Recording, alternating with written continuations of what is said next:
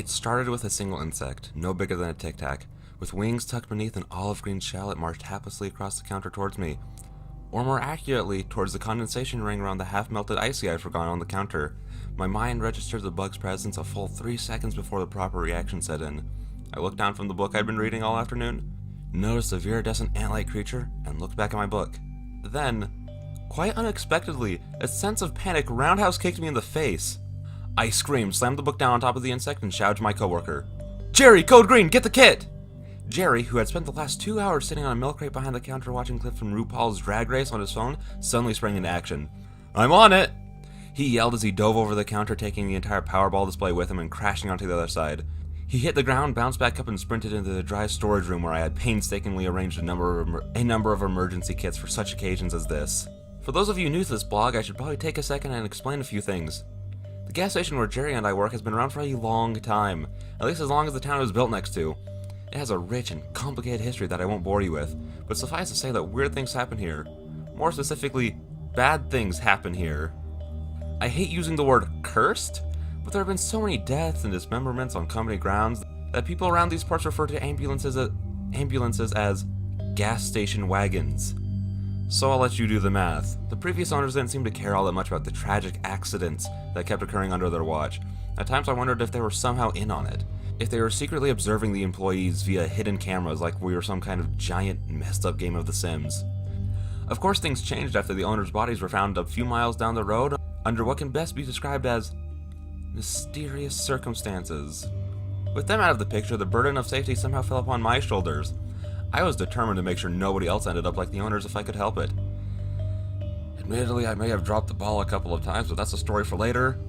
I was determined to learn from past mistakes and spent several weeks and hundreds of overtime hours putting together the emergency responses kit in the supply closet. Each clearly marked for the type of scenario it was meant to maintain. I was ready for almost anything the universe could throw at me. There was a box for Code Blues, gasoline-powdered backup generator, CV radio, portable stove, blankets. I made a kit for Code Yellows, EpiPen, anti-venom, Stelox powder, heavy-duty zip ties. I had a storage tube on the top shelf for any Code Pinks, bone saws, plastic drop clothes, contractor bags, disposable coveralls, goggles. And of course, should all hope finally be lost, there was a shoebox in there for Code Reds. God help us if it ever comes down to a Code Red. Jerry ran out of the storage closet with the box labeled Code Green for emergencies only, in his arms, nearly slamming into Mr. Abraham along the way. "Hey, what the hell?"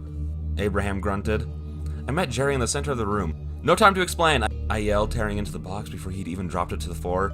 The first thing that came out was a bulk-sized roll of duct tape. I tossed it to Jerry's arms and pointed to the front door. "Get the cracks, the vents, the windowsills, the spider holes, anywhere where we're exposed to the outside.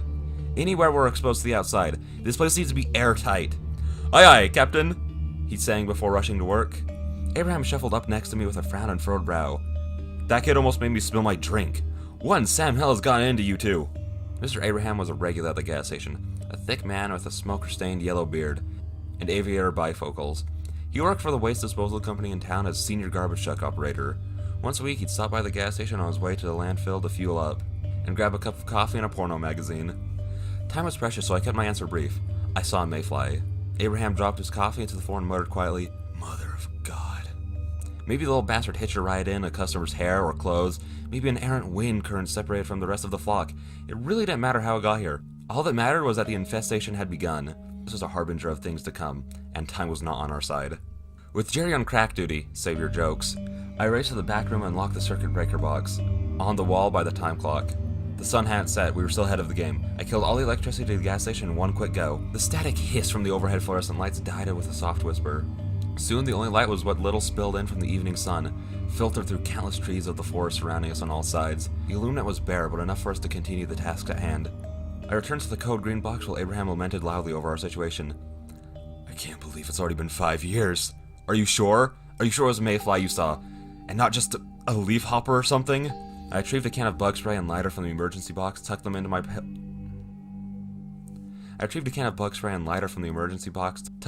hoodie pocket, then pulled out the case of surgical masks. It wasn't a leaf hopper, trust me. I equipped the mask and offered this case to Abraham. He didn't hesitate to pull one out for himself. I was lucky he was local. That meant I didn't have to waste any precious time explaining what was going on, or why this was so urgent. He fumbled with the mask in his hands and worked his way through the denial stage of terror. "Could have been a thrip or an aphid. I know what I saw, I'm very observant." I should have known the universe wouldn't let me get away with a statement like that. Excuse me? The unexpected voice in my ear made me jump. I spun around to see the dark shape of a person standing only a few inches away and blurted out the question, "Where did you come from?" She answered, "I've been here the whole time. What's going on? Was there a power failure? Can I still check out?"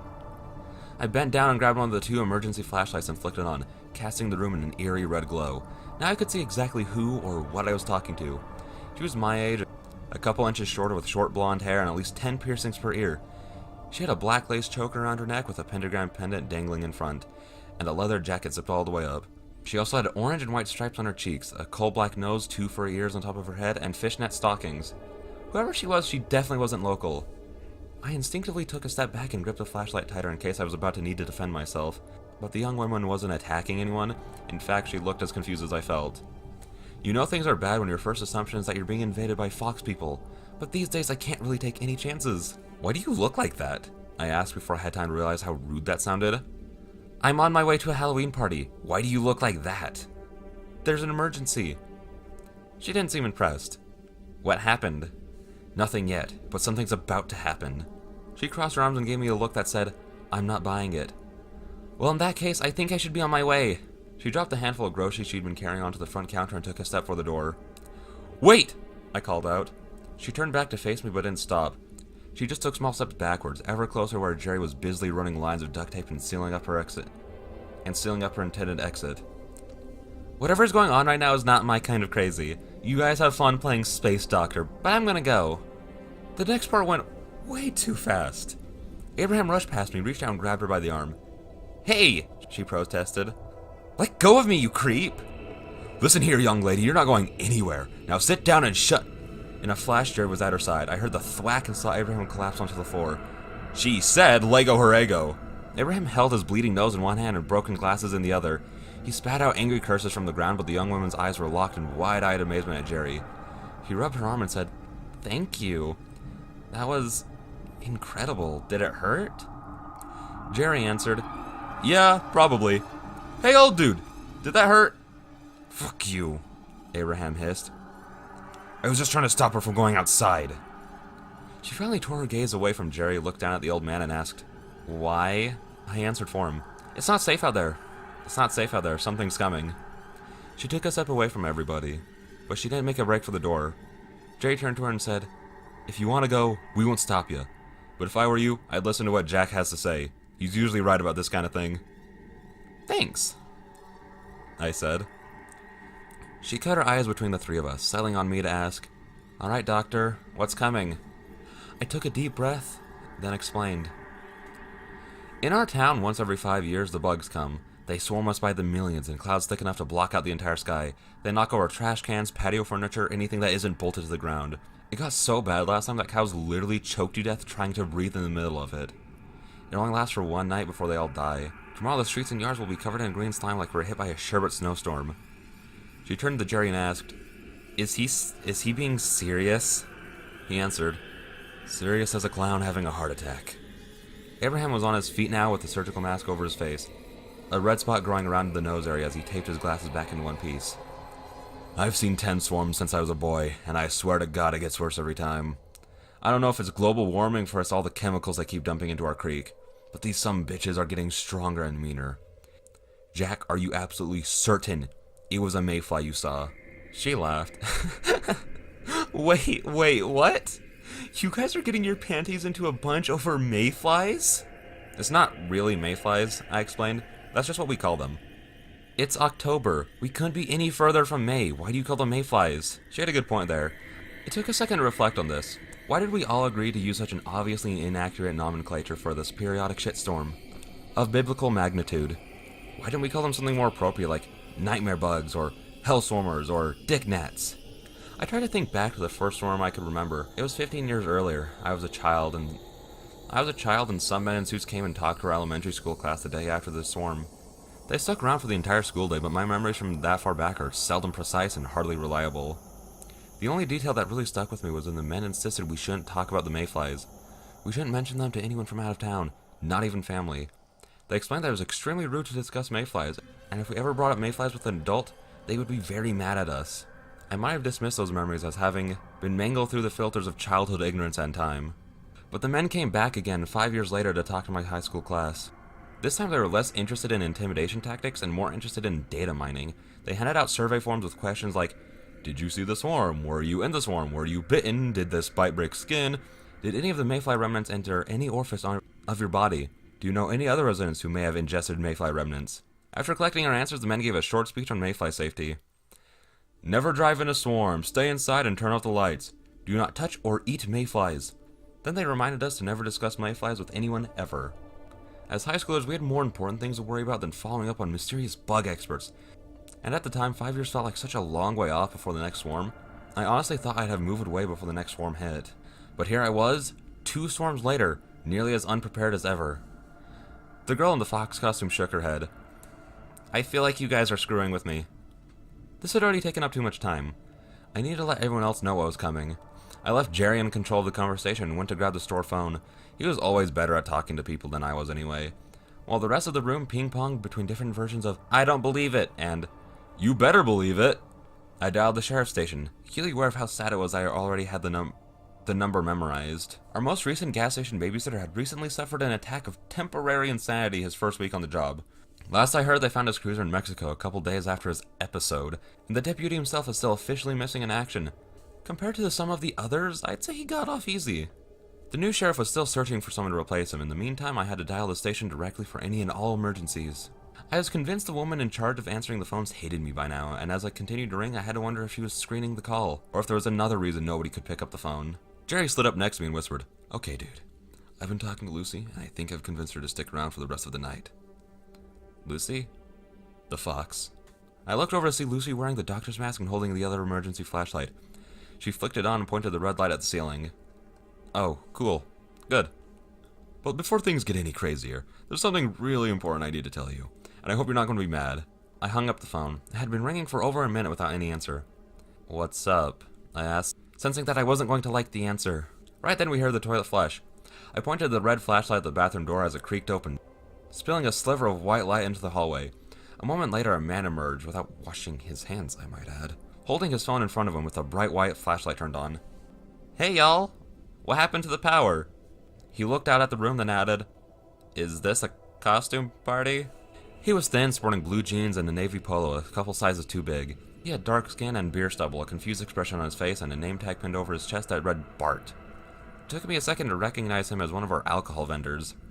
At first, I was annoyed. This guy's presence meant I was going to have to explain the mayfly history to another out-of-towner. But that concern was quickly leapfrogged by another, more pressing issue. He was heading for the front door. Wait a second, Abraham said, trying to step into his path. Bart sidestepped the old man with ease and grace like it was a rehearsed dance move, saying, Sorry, I have to get back to the road. Sorry, I have to get back on the road. Hang on! I shouted, but he wasn't slowing. I'm behind schedule and have 3 more stops to make tonight. Wait, I tried, but he was already at the door. He pushed it, but the lock stopped it from opening. In one last bout of desperation, I pointed at him and yelled, Stop him! Jerry crossed the distance to where Bart was awkwardly peeling away strips of duct tape. With a running start, he plowed into the vendor and tackled him into a display of bagged pork rinds. Jesus! Screamed Abraham. I rushed over to Bart's side as Jerry dusted the crumbs off of himself. Why did you do that? I yelled. What? You told me to stop him. You didn't give me any context. I thought maybe he was stealing or something. Bart, reasonably, hadn't had the wherewithal to properly prepare for being knocked off his feet. He had hit his head against the ground hard enough to leave a lump and ring his bell, but he was conscious, groaning and disoriented, but conscious. How many fingers am I holding up? I asked. After a moment, Bart stammered, I don't know. Oh God, I can't see anything! That's right. I forgot my flashlight next to the store phone. I found Bart's cell phone underneath a pile of crushed pigskins and ripped bags. Held my hand over his phone light and tried again. How about now? 3 fingers? That's right, I said before turning off his phone flashlights and stuffing it into my pocket. You're gonna be fine. Hey, he sputtered. What are you doing? Abraham answered for me. Can't let you turn on your phone. That goes for everybody. Y'all hear? No electronics, no Game Boys or gizmos, no flashlights but these. They're attracted to white light. Bart, it seemed, was going to make it through without any lasting damage, so I turned my attention back to the more important things. I need to find a way to get in touch with the sheriff and let her know. Right then we heard it. the low, piercing, continuous whine floating on the wind all the way from town. It sounded like the swan song of a dying titan, an airy portent of things to come. No matter how many times I hear them, I will never get used to the tornado sirens. Abraham chuckled. Sounds like she already knows. Damn, I was really hoping you were wrong about this. Sorry about Bill Goldberging you, Jerry said, offering his hand to Bart. The man on the ground hesitantly took it and let Jerry pull him to his feet. I still have to deliver... Bart wobbled. Jerry grabbed him by both shoulders and stabilized him. What happened? Why is she a fox? Why are you both doctors? What hit me? Is this pork rinds? What's going on? I sighed, then started. In our town, once every 5 years, the bugs come. By the time I finished explaining it all for the second and hopefully last time, the mood of the room had drastically changed. Lucy and Jerry were sitting at a booth by the window, sharing a six-pack of White Claw. Abraham was leaning against the counter, rolling himself a cigarette, and poor Bart was back on the ground, sitting cross-legged, holding an ice bag against the back of his head, and staring out the taped-up window at his delivery van on the other side. The only sound was the steady wailing of far-off tornado sirens and the occasional slurp of a drink. Nobody was looking in my direction. Part of me wondered if anybody had been listening at all, or if I just retold the whole story for nothing. Any questions? I asked. Lucy perked up like the idea that just struck her was electrified. Oh my god, what about the trick-or-treaters? There aren't any. Our town outlawed that a long time ago, I answered. No offense, said Bart, but your town kinda sucks. None taken. Look, if I don't get those deliveries on time, He didn't finish his sentence. Something stopped him. It was subtle, nearly imperceptible at first. Abraham put away his rolling tobacco. Jerry and Lucy looked up at me. There was another noise, growing louder. We could feel it. And it was moving, fast, coming for us. The ground shook like this was some kind of earthquake, and we slowly, carefully gravitated into a group by the front door. Morbid curiosity propelling us upstream against common sense and wisdom. The sky outside was already dark, but whatever light remained disappeared like a candle flame being snuffed out. Lucy pressed her flashlight into the glass. I did the same. The parking lot out front was ominously still, and a few gas pumps. The parking lot out front was ominously still. A few gas pumps, a delivery van, a garbage truck at the edge of the lot, a single car about 10 feet away, all bathed in red light, and then, all of a sudden, the dam burst. An enormous buck sprinted out of the woods across the lot in front of us. It leapt over the hood of Lucy's car and continued into the woods on the other side of the lot. Before we could react, 2 more deer sprinted into the lot, followed by 4 more. It was a stampede of them, running for dear life, trying to get away before it was too late. The ground was vibrating now. Crashing noises like trees falling over drowned out the tornado sirens. There were booms and breaks, reverberations and tearing, and somewhere in the mix, animalistic screams. The edges of the glass doors filled in like green ink spilling onto a glass table.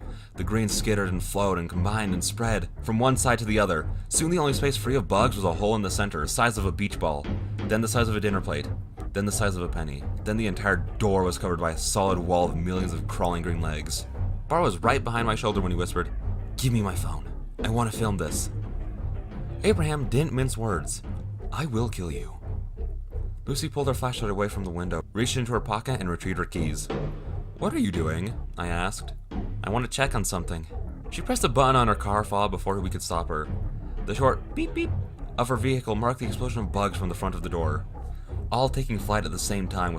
With the glass clear, I immediately saw why. She had used her key fob to remotely engage her car's headlights, and for the briefest of moments, we all saw exactly how bad the storm was. The worst blizzard in history had nothing on this. We were inside a green snow globe, inside a green dust storm, and inside a celestial haze of green and black television static. The insects flowed in pure chaos, churning like white water rapids, the only organization being a gentle, frenetic attraction to the car, and in a matter of seconds, it had smothered her vehicle in layers thick enough to be light and penetrable. "Oh my god," she said as the bugs returned to swallowing the glass door of the gas station. "Is it always like this?" "No," I said honestly. "This is much, much worse." We stared at the shrinking window to the chaotic outside. Soon we would be under the green curtain again. Not like it mattered. The storm was too thick to see anything, but still, we watched for as long as we could. We stood shoulder to shoulder and watched until the glass was nothing but swarming, breathing mass of green legs. "We're gonna be okay," I told myself. We made it in time, the town was warned. All we can do now, is wait it out. Over the sounds of the insect storm, I heard one more thing. It sounded almost like a voice. Like someone screaming. A hand slammed onto the other side of the door just as I realized what the voice was saying. "Help! Open the door, help us!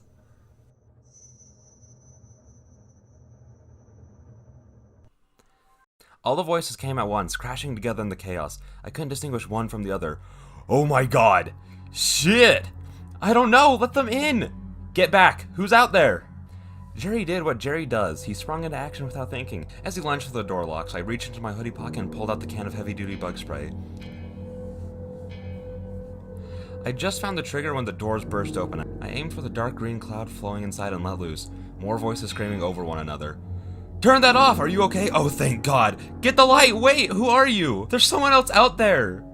Jerry shoved the door closed and swatted at his face while the clouds of bug spray and mayflies collided, raining tiny green twitching corpses all over us like snow flurries from hell. The live insects poured through the cracks in the door. I continued to spray and they continued to die. More and more took their place in an endless stream. Why are they doing this? What are they after? Then it hit me. The gas station was lit up. I kept my fingers pressed down on the bug spray, firing blind long enough to look back and see the new faces inside our store. The stranger was tall and skinny, donned in all black, tight pants and a turtleneck, an LED lantern in one hand and a white unicorn mask surrounding the head. It all made sense now. The bugs weren't after us. They were coming for the bright light. This unicorn had brought them here to our gas station like the Pied Piper of Hamelin. I had my voice to the chorus. Turn off that lantern! The unicorn ripped off the mask, revealing a dark-haired woman with a face full of more annoyance than fear. She completely ignored my request and yelled in an impressively loud voice that surprised all the others. There was somebody behind me! Jerry responded, good somebody or bad somebody? A friend! Alrighty then! Again, Jerry acted faster than I could stop him. Unlocking and reopening the door, another figure rushed inside, collided with Bart and knocking the poor guy onto his back all over again. Amidst the mayhem, 4 more figures lunged past. They were knee-high, cannonballing into the safety of the store, darting between our legs and over Bart's chest before vanishing into the shadows. Great. The last thing I needed now was another raccoon blitz gray. But here we were. Unicorn Woman still hadn't extinguished her light, and the mayflies were flooding in, forming an enormous swirling cyclone of green thick enough to send bags of food and candy flying from the top shelves. I grabbed the lamp and yanked as hard as I could. Hard enough to free it from her grasp, and launched it through the opening. I felt the whoosh of air as the legion of bugs in the store moved as one and chased the light outside milliseconds before Jerry closed the door and locked it all over again. Are you okay? Yeet! What the hell? That was my light! You idiots, shut up! Did you see that? I finally stopped blasting bug spray and went to try reapplying tattered strips of duct tape. There was no time to lose. I needed to secure the door, check on our new refugees, and track down the 4 bandit cats before they started setting traps. I was surprised when Lucy knelt down next to me with a roll of tape. She started tearing new strips, holding the red flashlight in her mouth and pointing at her work, while I took the strips and covered the lines of the door. The old strips hung messily and uselessly exposed, sticky sides completely covered in green wings, legs, and still twitching bodies. Jerry walked over a moment later with a broom and went to scooping the corpses into a mound in the corner right as Lucy and I finished up the door. Nothing quite like a crisis to bring out teamwork, I guess. With that out of the way, I turned to greet our newest guest. Unicorn Lady was picking bits of insect debris from her hair while the other figure stood still as a statue next to her. This one had a charcoal suit jacket and matching pants, with a face hidden inside a giant turkey. Specifically a plucked and raw turkey with eye holes carved into the breast section. Despite the impressive quality, I was reasonably certain that this turkey was just another bizarre Halloween mask. Like, 60% sure? You two okay? Turkey had asked in a muffled voice, "What the frick was that?" Unicorn grabbed him by the wing and said, "You can take that off now. We're safe in here." With a quick yank, she de-turkeyed him, revealing the face of a handsome, middle-aged man. He looked a little disheveled, glasses askew, hair a mess, but I could see that these were all products of the moment. Everything about Turkey had screamed, "rich businessman." I automatically didn't trust him. Turkey had readjusted his glasses, smoothed over his hair, and straightened his tie in 3 easy steps. He already looked presentable enough to host a party at the yacht club. When he spoke, it was a strong, sexy, leading man's voice. I said, what the fuck was that? Are we in the end times right now? Somebody, please, tell me what's going on. Abraham sized them before answering, "Bugs. Bugs were after your lamplight. What were you two doing out there anyway?" Unicorn answered, "I got off the interstate looking for gas. Then these things started blobbing up all over my windshield, so I pulled over." Turkey had added, "Same here. I was on my way to my partner's Halloween ball when the green thing started kamikazing all over my windshield. I saw Yen's car off the shoulder and tried hitting the brakes, but I hydroplaned. There was enough of that green crap to slick the roads. I couldn't stop." Jerry cupped the tip of his cigarette as he struck the lighter. After a quick puff, he asked, "You weren't driving around with a turkey on your head, were you?" "Of course not! And would you mind not smoking in front of me, please? This suit costs more than your gas station." Jerry didn't answer out loud. The way he slowly puffed his smoke and blew it out of his nostrils was answer enough. Unicorn, who I surmised was actually the yen being referred to, pointed out the obvious. "Unless your suit is supposed to have green polka dots, I don't think it's worth that much anymore." The man looked at his sleeves and erupted into a fit of furious expletives, finishing with, "This had better come out or else!" Abraham nudged Jerry and pointed at his pack. Jerry silently handed over one and lit it for him, as Yen picked up the story. "We were exchanging insurance information when the storm descended on us. I was on my way to a costume party at my clinic and I had some masks in the back seat that I thought would come in handy. The turkey was the only one that would fit Owen's big head." Lucy asked, "Why didn't you just stay in your cars?" "We heard someone." Owen interrupted. "You think?" He turned to me and reiterated his point. "She thinks she heard something. I'm still not convinced I heard anything." "Oh, come on, Owen. You know you heard him too." For two people so recently thrust together by the whims of fate, Owen and Yen sure did sound like an old married couple. I scanned the area with my flashlight hoping to spot a raccoon. When there were no signs, I accepted that the hunt was going to be an all-night affair. Turned my attention back to my fellow bug swarm hostages and asked, "What do you think you heard?" Yen answered, "There was a man calling out. We were right around the bend down the street and heard him screaming for help, so I grabbed my lamp and went to check on him." Owen scoffed and gave me a look like he wanted to tell her that was a stupid thing to do. She didn't even hesitate, just plowed face first into a swarm of green. Naturally, I couldn't let a tiny thing like her go out on her own without any protection. You know how people around these parts can be, especially on Halloween. Could have been a bunch of thugs and crackheads waiting for her, so I grabbed a mask to keep from breathing bugs and followed. We came around the bend, but she didn't see anything. "That's not true," she corrected. "We didn't see anyone. We did, however, see a motorcycle in the ditch." They went back and forth. "There's no way of knowing how long it had been there. I think the motorcyclist is still in the swarm." "Well, if he had a helmet on, which is the law, by the way, then he's probably fine laying low in the woods until the swarm is over. You just don't want to go looking for him." "You're damn right I don't. We barely made it here." I'd heard enough. "Okay, guys, the important thing is that we're safe. Let's focus on that for now. We can hang out here, but no cell phones, no screens. By morning, those things will be dead." "Morning?" Owen exploded. "You expect me to stay here all night?" He laughed derisively. "You must have lost your goddamn mind." He brushed past me saying, "I need to make a phone call." Abram and Bart walked back to the front door where clusters of bugs were breaking loose, revealing spots big enough to offer a view of the outside. Ian took a seat at the booth table and crossed her arms, clearly agitated about something. Whether it was the bugs or Owen, I couldn't tell and didn't particularly care. Lucy took the chance to have a private talk with her. As she offered Yen a White Claw, Jerry put an arm on my shoulder and whispered, "Dude, I need to talk to you."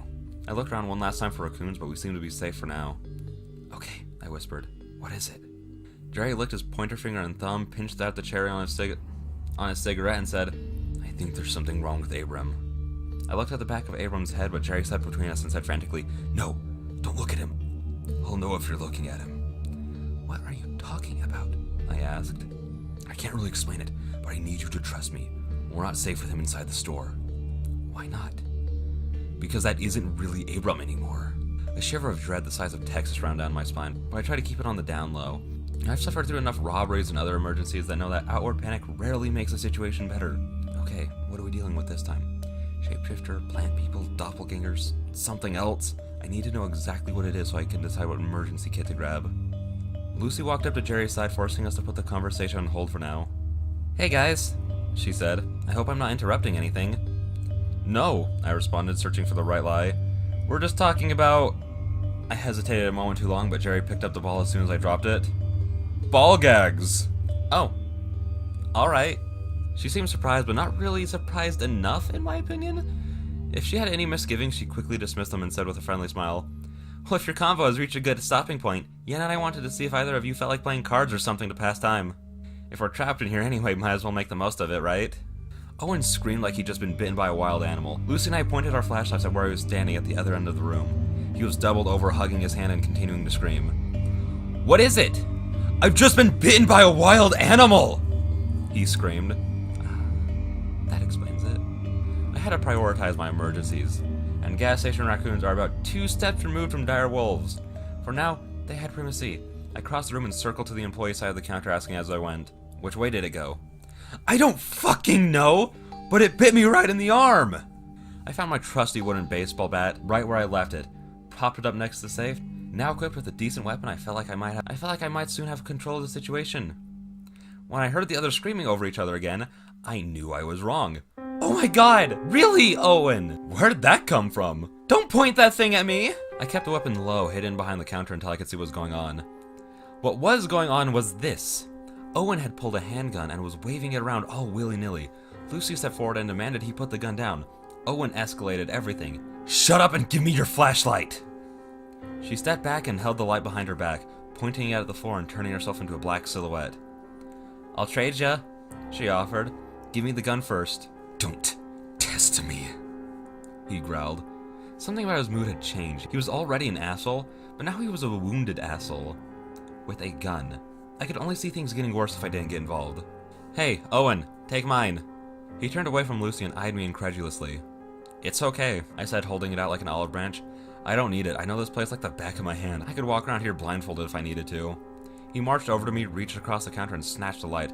As soon as he had it in his hand, he aimed it at my face and barked, "When this is over, I'm going to sue the hell out of this place." Go ahead, I thought to myself. But there's not really much hell left in this place to sue. He shrank away from everyone and backed into the corner by the hot dog roller, gripping the gun and pointing it at the ceiling. When his ass finally hit the drink case, he shouted a warning for all of us to hear. Nobody else come near me tonight unless you feel like getting shot. This guy was on full tilt, boiling over with irrational fear rage. With a little time, he might calm down and see how silly and asshole-ish he was behaving. Or he might tick up a spot or two on my ever-growing mental list of pressing emergencies. Only time would tell. For now, I needed to reach the outside world. I picked up the store phone and tried the sheriff again. This time I dialed her cell directly and silently hoped that she was okay. Hello? She answered. She actually answered. Hey, Amy, it's me. I know who it is, Hoodie. I have caller ID. What's going on? I could hear voices in the background. Lots of them. They sound like cries and screams. Are you okay? Where are you? I'm at the church's fall festival right now. Those screams. They almost sounded like laughter. Did everyone get inside in time? In time for what? I couldn't believe how relaxed she sounded. Well, not relaxed, quite annoyed actually, but definitely not panicked. The mayflies. You mean those green bug things? Yes! Look, Sleepy, it's Halloween. This is the busiest night of the year for us. I've got pranksters tying up phone lines, teenagers smashing pumpkins, drunk drivers galore. We're not exactly getting worked up over a bunch of bugs. I mean, yeah, they're a little annoying, but you mean they're not blocking out the sun and carrying away small children? Because that's what's happening over here at the gas station. Have you been outside recently? I'm standing outside right now. Hang on. Did you call me because there are a bunch of bugs at the gas station? I don't think you realize what I'm saying. It's bad here. The swarm is so thick that our building is completely covered in a thick candy shell of the things. Is anyone hurt? One customer got bit by a raccoon, and there might be a motorcyclist trapped out in this. Okay. Do you want me to pull an officer to do a drive-by? I literally don't think you could get here if you tried. Okay. Well, in that case, why exactly are you really calling? I told you, the bugs are swallowing the gas station. Are you sure? What? Are you sure you're not just having another episode? I felt like somebody had sucker punched me in the gut. You know, there was a time when you would have believed me right away. Yeah, and there was a time when people believed the world was flat. Tell you what, I'll send someone out first thing in the morning. I knew this was the best I could get. Okay, but send the snowplow first. The roads are going to be slick. Roger that. With our conversation ended, I had a decision to make. Should I tell the others what I knew, that this monsoon of bugs was somehow isolated to our gas station and nowhere else in town? Something told me to keep this fact to myself for now. No reason to worry, everyone. I looked out at the room and tried to get a head count, but it was nearly impossible to see anything. Not surprisingly, Owen was a selfish light bearer. While Lucy and I attempted to keep our flares steady against the floor or ceiling, the businessman was only interested in shining his light wherever he was looking, moving in a slow, steady sweeping motion from one end of the store to the other. It would seem he had refocused his energy and attention on the hunt for what bit him. I was going to have to find some way to find the raccoons first if I wanted to prevent an unnecessary gunfire. I knew from experience how much of a pain it was to patch bullet holes. His erratic light job may have been annoying, but it left me with one clear advantage. I always knew when he was watching me and when he wasn't. I took my baseball bat and snuck over to the only communal light source in the room. The booth table where Lucy and Yen were now seated. The second red flashlight was propped up on the table between them, aimed straight up. I kept my voice low and asked, "Do you mind if I borrow the flashlight for a moment? I've got some experience with the raccoons. I might be able to herd them into a closet or something." Yen was quick to respond, "What about us? Are we supposed to just sit here in the dark while you go hunting?" I know it's not ideal, but Lucy made the decision for both of them. She grabbed the flashlight and handed it over. "Be careful, but also be quick." Yen scoffed, but at this point I didn't particularly care about making new friends. Equipped with a flashlight and weapon in my inventory, I was ready to begin my search. First off, I needed to find Jerry. A quick scan of the tiny building showed no signs of him. Strange. More unsettling, it showed no signs of Bart or Abram either. How long has it been since I saw any of them? I had to stifle the completely irrational fear that perhaps the raccoons had already disappeared them. As much as I wanted to keep it bottled up, the worry was bubbling over. Something isn't right. I entered the hallway leading towards the back room, keeping the red light trained in a tight circle in front of my feet and whispering Jerry's name. Eventually I came to the supply closet where I found the door cracked open a few inches. I aimed the light through the gap and saw Jerry sitting on the floor inside, resting with his back against the wall of shelves. I pushed the door open, stepped inside, and closed it behind me. He barely moved. A slight shift in his eyes was all he did to acknowledge my presence. I could see that he found himself a marker and drawn a glassed-out smile onto his face mask, complete with triangle teeth and curled edges. "Jerry? You okay?" "Yeah, man." I crouched in front of him, but he no longer seemed to be aware that I was in the room. I slowly reached out and pulled off the mask. Underneath he had a bizarre, relaxed smile, not unlike the one from his mask, like he was sitting at the beach on his first day of retirement. It was Nirvana in the flesh. I was moderately concerned. "What are you doing in here?" "Being, existing, riding out the wave." His pupils were dilated to the point that he appeared to have solid black circles inside his eyes. "Okay." He kept those black eyes aimed forward and cocked his head. "Relax, Jack. It'll all be over soon." I felt my skin erupt in goosebumps. This didn't sound like the Jerry I knew. And considering what the Jerry I knew had told me moments earlier, I had to wonder if I was about to need to use my bat on some kind of imposter. Was this the same creature that Jerry intimated had replaced Abram? Was this something else I needed to know? "Jerry, you said something earlier. I think now's probably as good a time as any to follow up. You said there was something important that you needed to tell me?" "I did. I do. There's something I need to tell you, and it's this. The universe isn't a solid hull. It's a broken, fluid arrangement of hyperplasmic particles shaped like time. I thought space was fixed, but I figured it out. It's a bunch of vibration. Everything that's going to happen tonight has already happened, and you and I are experiencing it in accordance with our life songs. Nothing is real except for when it is, and it doesn't have to be if you don't want it to." He wiped a tear from his eye. "Sorry, dude. I don't mean to cry, but it's just so hunkin' beautiful." I rose to my feet and took a step back, trying to calculate where this was going to fit into my mental list of pressing emergencies, when I heard the blood-curdling scream from the other side of the closet door. I gave Jerry one last check to make sure he was okay. He was still smiling, so whatever, close enough. Then I reopened the door and stepped into the hallway. Yen was on the floor next to the bathroom, holding the other flashlight and screaming. Owen stood over her with his gun. The moment he saw me, he started screaming too. "Stop right there! Put the weapon down!" "What is it?" I asked. Owen pulled back the hammer of his pistol as Yen's scream weakened into a whimper. "I said drop it or I'll fucking shoot you!" "Okay," I said, complying as quickly as I could. Lucy appeared from the darkness behind Owen. "What?" she shouted. "What is it?" One look inside the bathroom was enough to make her gasp and recoil. Owen bent over and took the light from Yen, then pointed at me. "Where are the others?" he demanded. "I'm not playing around. Who did this?" "Who did what? What's happening right now?" Yen managed to catch her breath enough to say, "I needed to go to the bathroom. Owen let me borrow the light, but as soon as I went in there, I saw... She couldn't bring herself to finish the sentence. She just pointed. I had my hands up an inch closer, hoping to keep my movements telegraphed and non-threatening for the man with the gun. Eventually, I was close enough to see inside the bathroom, close enough to see the body slumped in the corner, surrounded by a pool of blood. In the red light, I recognized Abram, his dead eyes wide open with the handle of a fillet knife protruding from the center of his chest. It didn't take long for Owen to establish that he was in charge. Part of me was thankful to hand over responsibility in a time like this, but I couldn't ignore the glaring fact that Owen was the kind of guy who didn't know just how much he didn't know. and his false sense of complete competency was almost certainly going to make matters worse.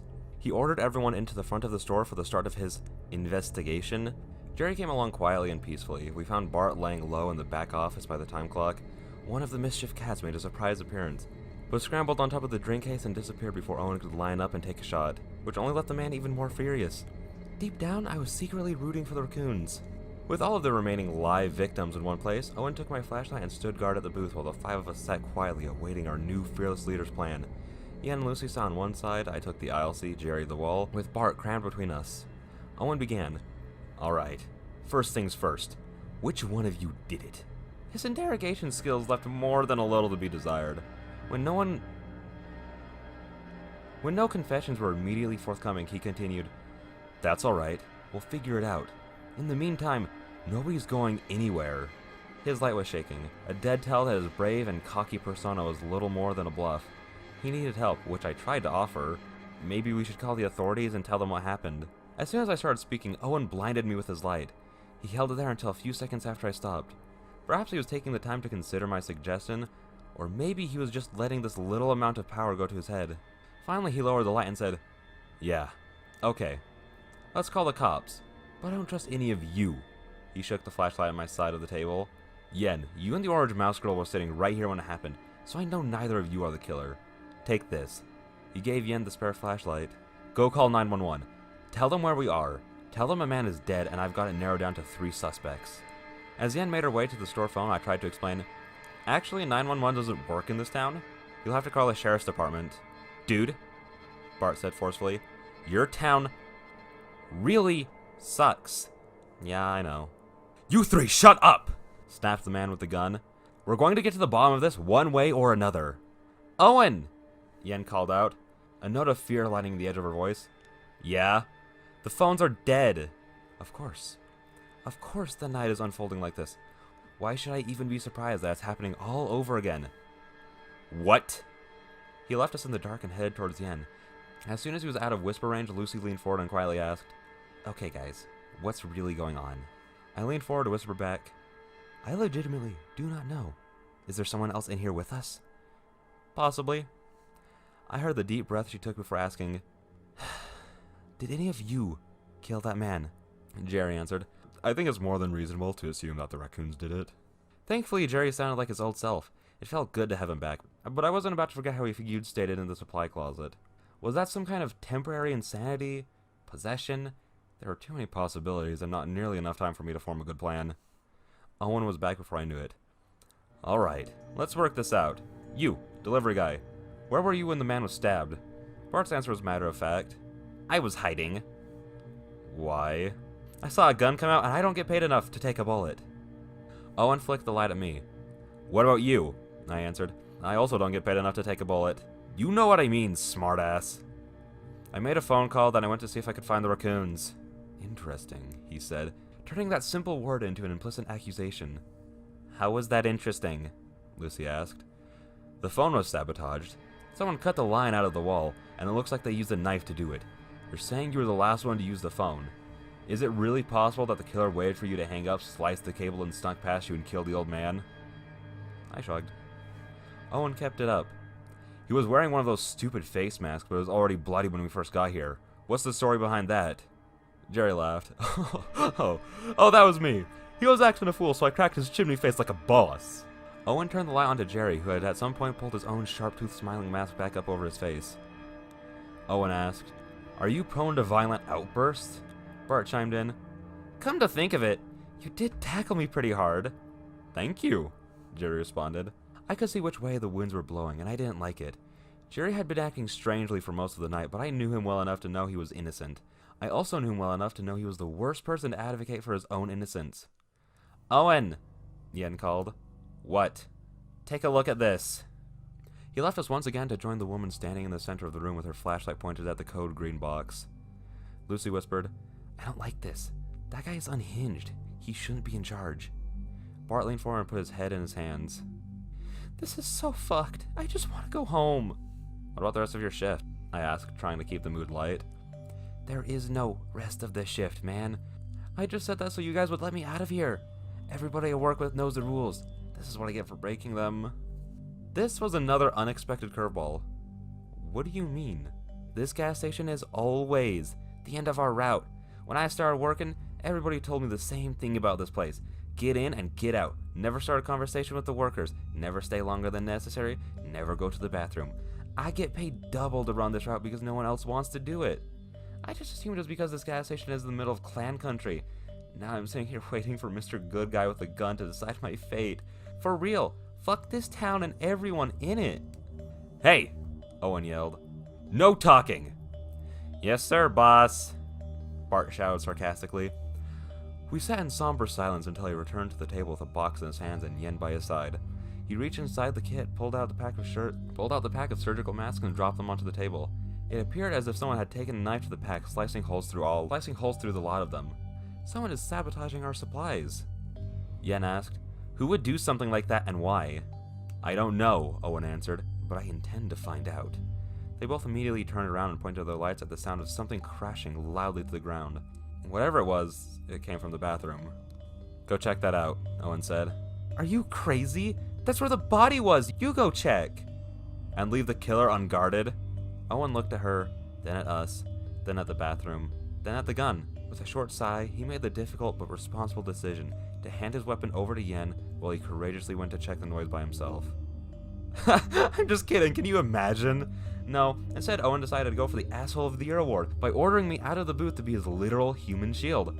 As we left the others behind, he promised the group he'd shoot anyone who tried anything funny. Then with the barrel of his gun stabbing me in the back, we went to check on the noise. I clocked the baseball bat still sitting on the ground in the hallway where I dropped it, but even if I was crazy enough to make a go for it, the weapon was on the other side of the bathroom. As we approached the door, Owen pulled his gun out of my back and rested it on my shoulder, then shoved me forward with his elbow. He stayed right behind me as the flashlight reached the inside of the bathroom. Just as I had suspected, the culprits were fattened, furry trash pandas. There were only 3 of them, which was somehow way scarier than all 4 of them. One had evidently torn the soap dispenser from the wall, the source of that crashing noise, and a rather impressive feat on its own. It was leaned over, front paws in the soap puddle, lapping it up by the mouthful. Gross, but not nearly as gross as the other 2 raccoons. The ones hunched over in the corner, greedily licking at the puddle of human blood. As if blood-hungry raccoons weren't bad enough, I noticed that something important was missing from this picture. Or I guess, someone. The body of Abram was nowhere to be found, and I was nearly positive that these animals couldn't have carried him off on their own. They all moved in perfect unison, licking the floor, suddenly stopping once they realized they were being watched, slowly lifting their heads, slowly turning to face us. Hey, guys, I said with a wave. Did any of you see the body of a bearded man? The animal sprung at us teeth first. Owen shoved me to the ground and screamed. His light hit the floor, bounced against the wall, and started spinning, giving the hallway an intense strobe light effect. What is it? Oh my god, are you okay? Look out! For some inexplicable reason, the others decided it would be a good idea to rush towards us. Owen screamed like a baby, then bang! Shit! What the? Oh my god! The room smelled like gunfire. A raccoon jumped onto my lap and launched itself down the hallway. Owen cursed and picked up the flashlight and cursed some more. Then he aimed it at me, then he aimed it back at the others. Then my blood ran cold. Oh my god. Oh fuck. Hold your hand right here. Shit. Put pressure over the wound. Yen, Lucy, and Jerry were all standing over Bart. He was on his back, staring up at the ceiling, blood on his hands and all over his polo shirt. Owen turned away from them and pointed the flashlight back at me. God damn it, he muttered. Yen shouted his name. Owen, shine the flashlight over here! He waited a few seconds, took a loud, deep breath, and did so.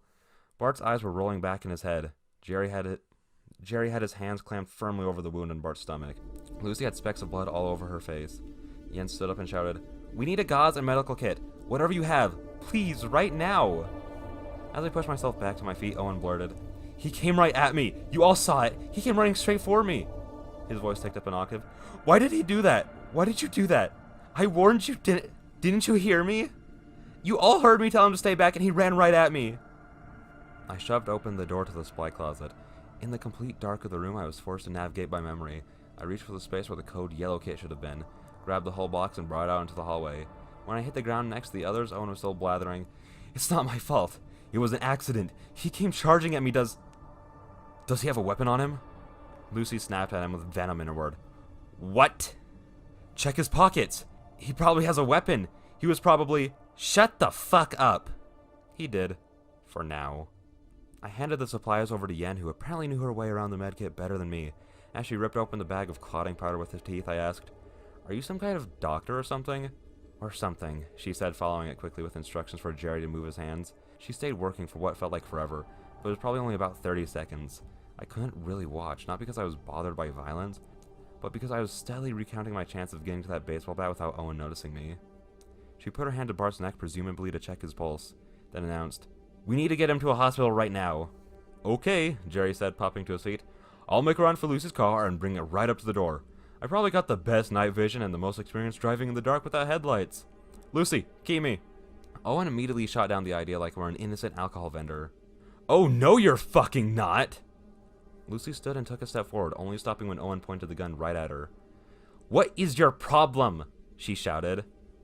"We still don't know who killed that man. I'm not letting a murderer out of my sight. You! You!" He pointed the gun at Jerry. "And you!" He pointed the gun at me. "Get up, move over here." He herded us into the hallway with his weapon, leaving Bart clinging precariously to life. Yen tried to reason with him. "Owen, we don't have time for this. We need to get help." I can't. I can't let them out of my sight." The gun was shaking wildly. The one pointed right at me. The one with the finger on the trigger. Jerry's voice was noticeably calmer than the situation deserved. With bloody palms extended forward, he said, "Hey dude, relax. Nobody here thinks you're an incompetent man-baby with a gun. We're all going to be like the Fonz, okay? And you know what the Fonz is? He's cool. You wanna know what's cooler than cool? The cooler. Yeah, like the walk-in cooler." "What?" he snapped. "What?" he snapped. "Why don't you put Jack and me inside the walk-in cooler? Then you can take that chair behind the counter and barricade us inside. We do it all the time whenever we need to detain people until the cops arrive. Right, Jack? That way you know you're safe and you can hand that gun over to someone with better aim and use the CB radio in the supply closet to call for help." I was shocked by how completely reasonable that plan sounded. Owen's hands were shaking a little less now. "Well," I said, "it's not the worst idea." "Just do it!" yelled Yen. All right, he relented, "but no funny business." Jerry laughed. "It's a walk-in cooler. What kind of trouble could we possibly get into in there?" I really hate it when Jerry says stuff like that. It's almost like he's straight up daring the universe to screw with us. As soon as the cooler door shut behind us, all the sound and light went away. For a moment I felt like I'd entered a sensory deprivation chamber, but soon my ears acclimated and I could hear my coworker breathing. "I hope you have some kind of plan." The room lit up temporarily as Jerry lit a cigarette. His toothy smile mask was down around his neck like a scarf. A moment later, the room returned to black, save for a tiny red glowing ember at the tip of his smoke. "Nah," he said. "That was my whole plan. Get that guy calmed down enough to stop shooting for a second. Phase 1 was a success. You're the smart one, why don't you come up with the rest of it?" "Well," I said, working through the puzzle out loud, "unfortunately there's no way to break out of here. Walls are 8 inches thick, which means that they probably can't even hear us out there. Even if we did manage to break out, that D-bag would probably shoot us the second he saw us. I hate to say it, but this might actually be the best thing we can do. Just sit here and hope help arrives in time to save Bart." He took a puff and said, "Bart's a goner." "You don't know that." "Trust me, I saw the wound. He's got another 5 minutes at most. It's really bad. I liked that guy." I didn't know what to say, so I said nothing. Jerry said all he needed to say, so he also said nothing.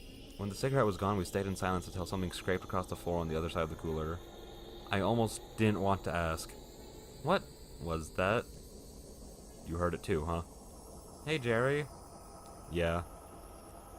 I almost forgot to mention this, but when I looked inside the bathroom... Yeah? Abram wasn't there anymore. "Oh, don't worry. That wasn't actually Abram."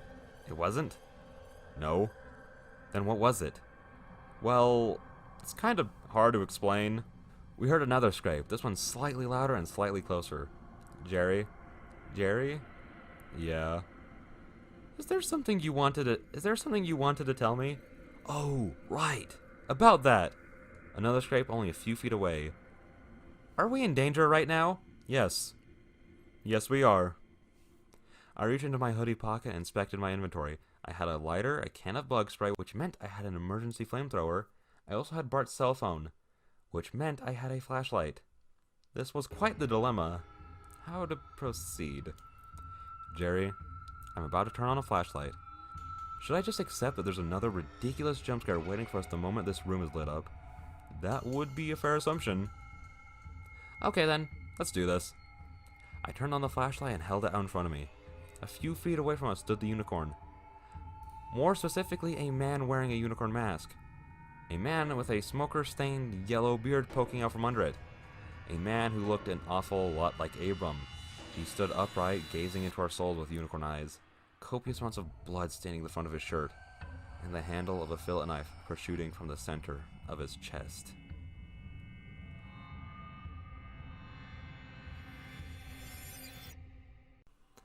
Come on, man, you do it! I argued. No way! You're already missing a finger, you do it! Jerry argued back. How does that make me more qualified to pull off his mask?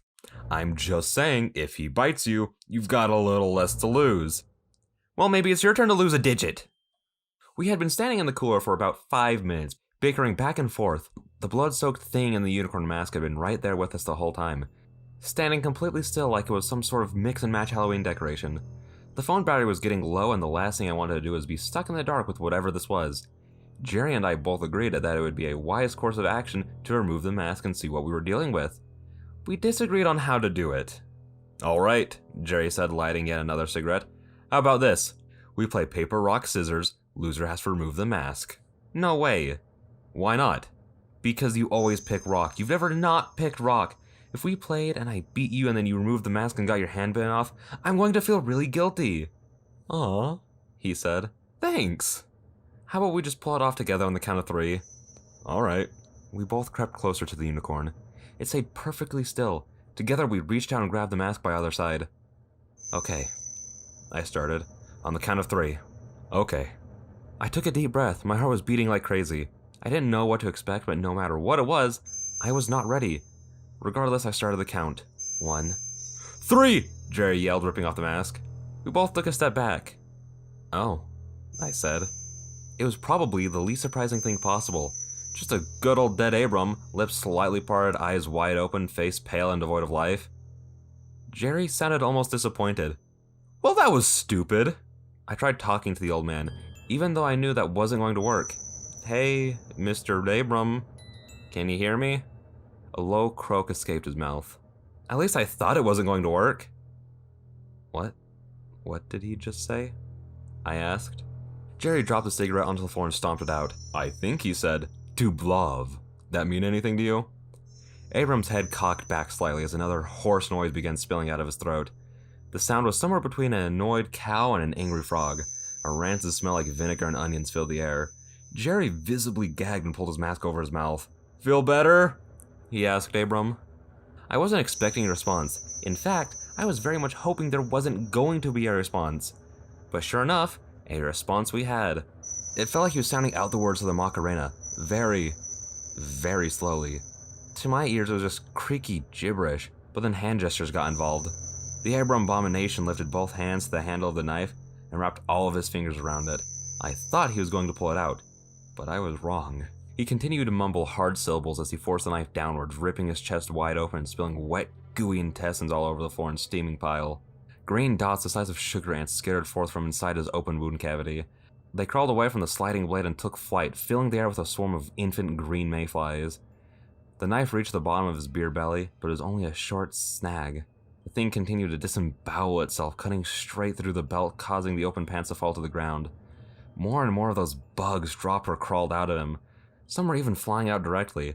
At this point, I realized to my dismay that the guts on the floor were squirming, rich with life with those baby insects.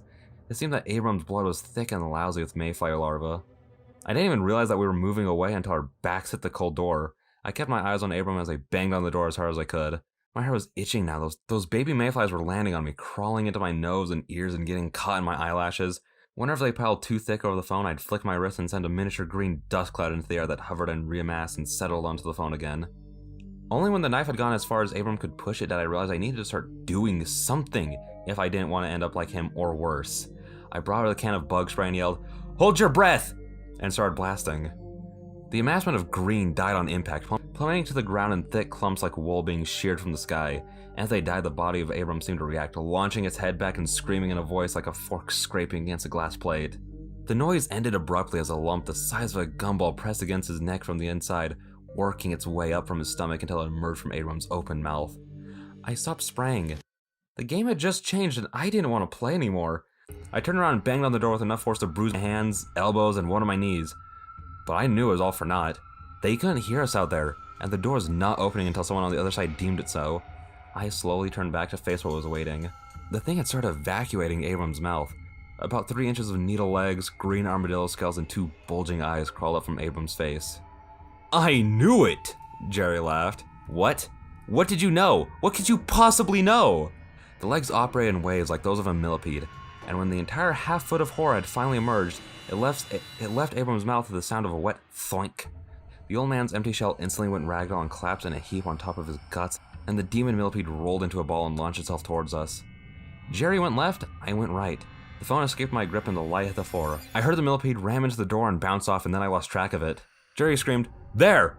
and pointed. I turned just in time to see it scaling the wall before leaping at me. Suddenly the floor whipped out from under my feet and I hit the pile of human debris, ass first. I'd accidentally slipped in a puddle of Abram, and not a second too soon, the green bug whizzed over my head.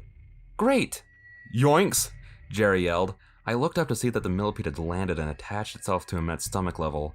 Not great!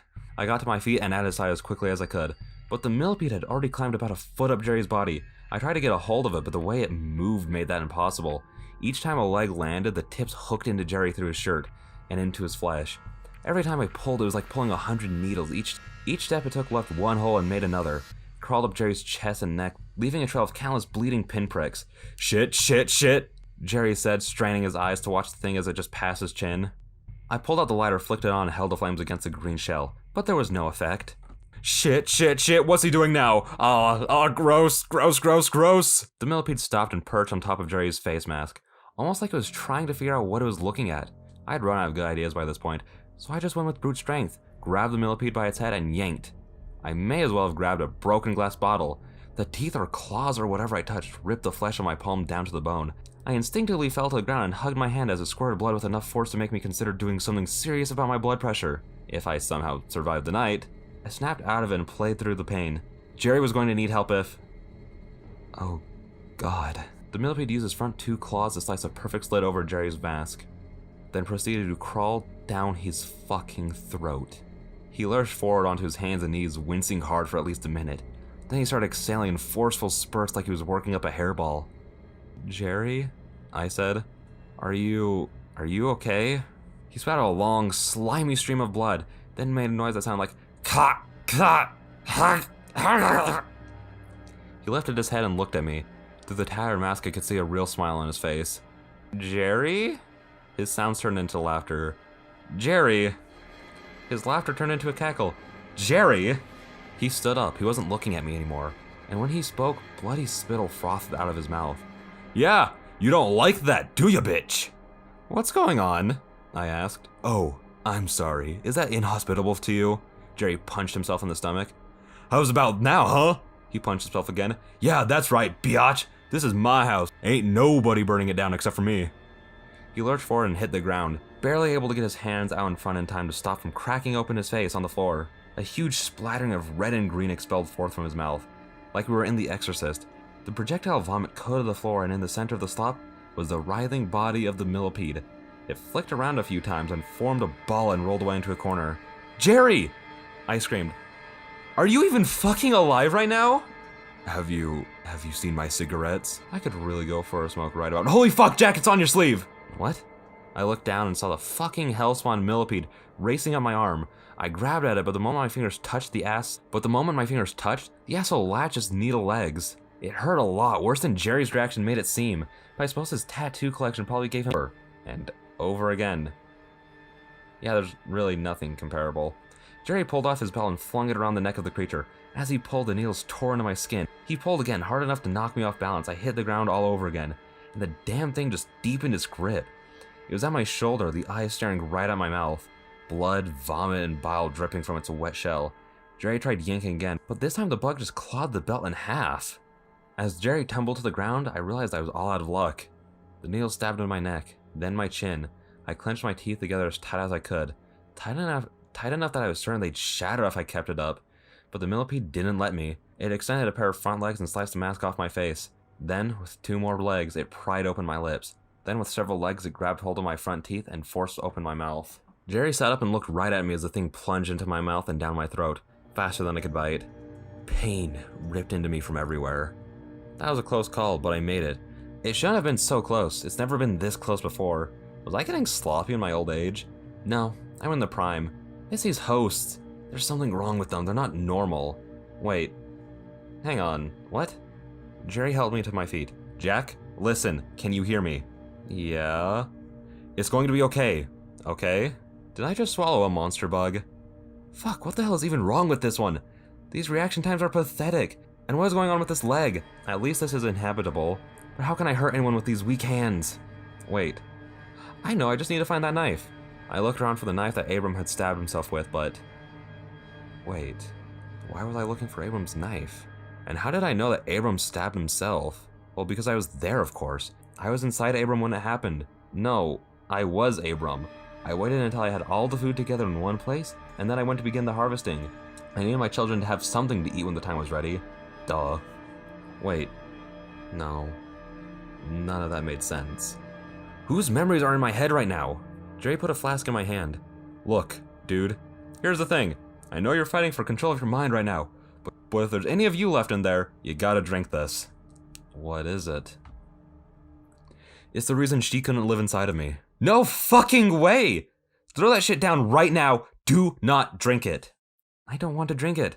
Then don't drink it. I wasn't planning on drinking it. Good. Great. I'm glad we're in agreement. Lovely. I opened the flask and threw it back. The whole time it went down my throat, I could hear 2 different voices in my head screaming at me that this was a bad idea. I knew they were both right, but sometimes bad ideas are the only ones we have. As I drained the flask, I realized that the mystery drink was not as, shall we say, lethal as most of Jerry's concoctions. It just tastes like soap and sugar and little more. When it was finally done, I dropped it onto the floor. Jerry laughed, but it wasn't his normal laugh. It wasn't the showing off how cool I am laugh, or the I just thought of a funny laugh, or even the whoops, didn't mean to send you that dick pic laugh. It was a nervous, concerned laugh. Whoa, he said. You drank the whole thing. Was I not supposed to? No, that's fine. I'm just impressed. Why? It didn't taste that alcoholic. It wasn't alcohol. Oh god, I'm about to be sick. I felt red-hot pain shooting through my intestines. What is this? You stupid, what are these things called anyway? People. How can I possibly be losing this badly to people?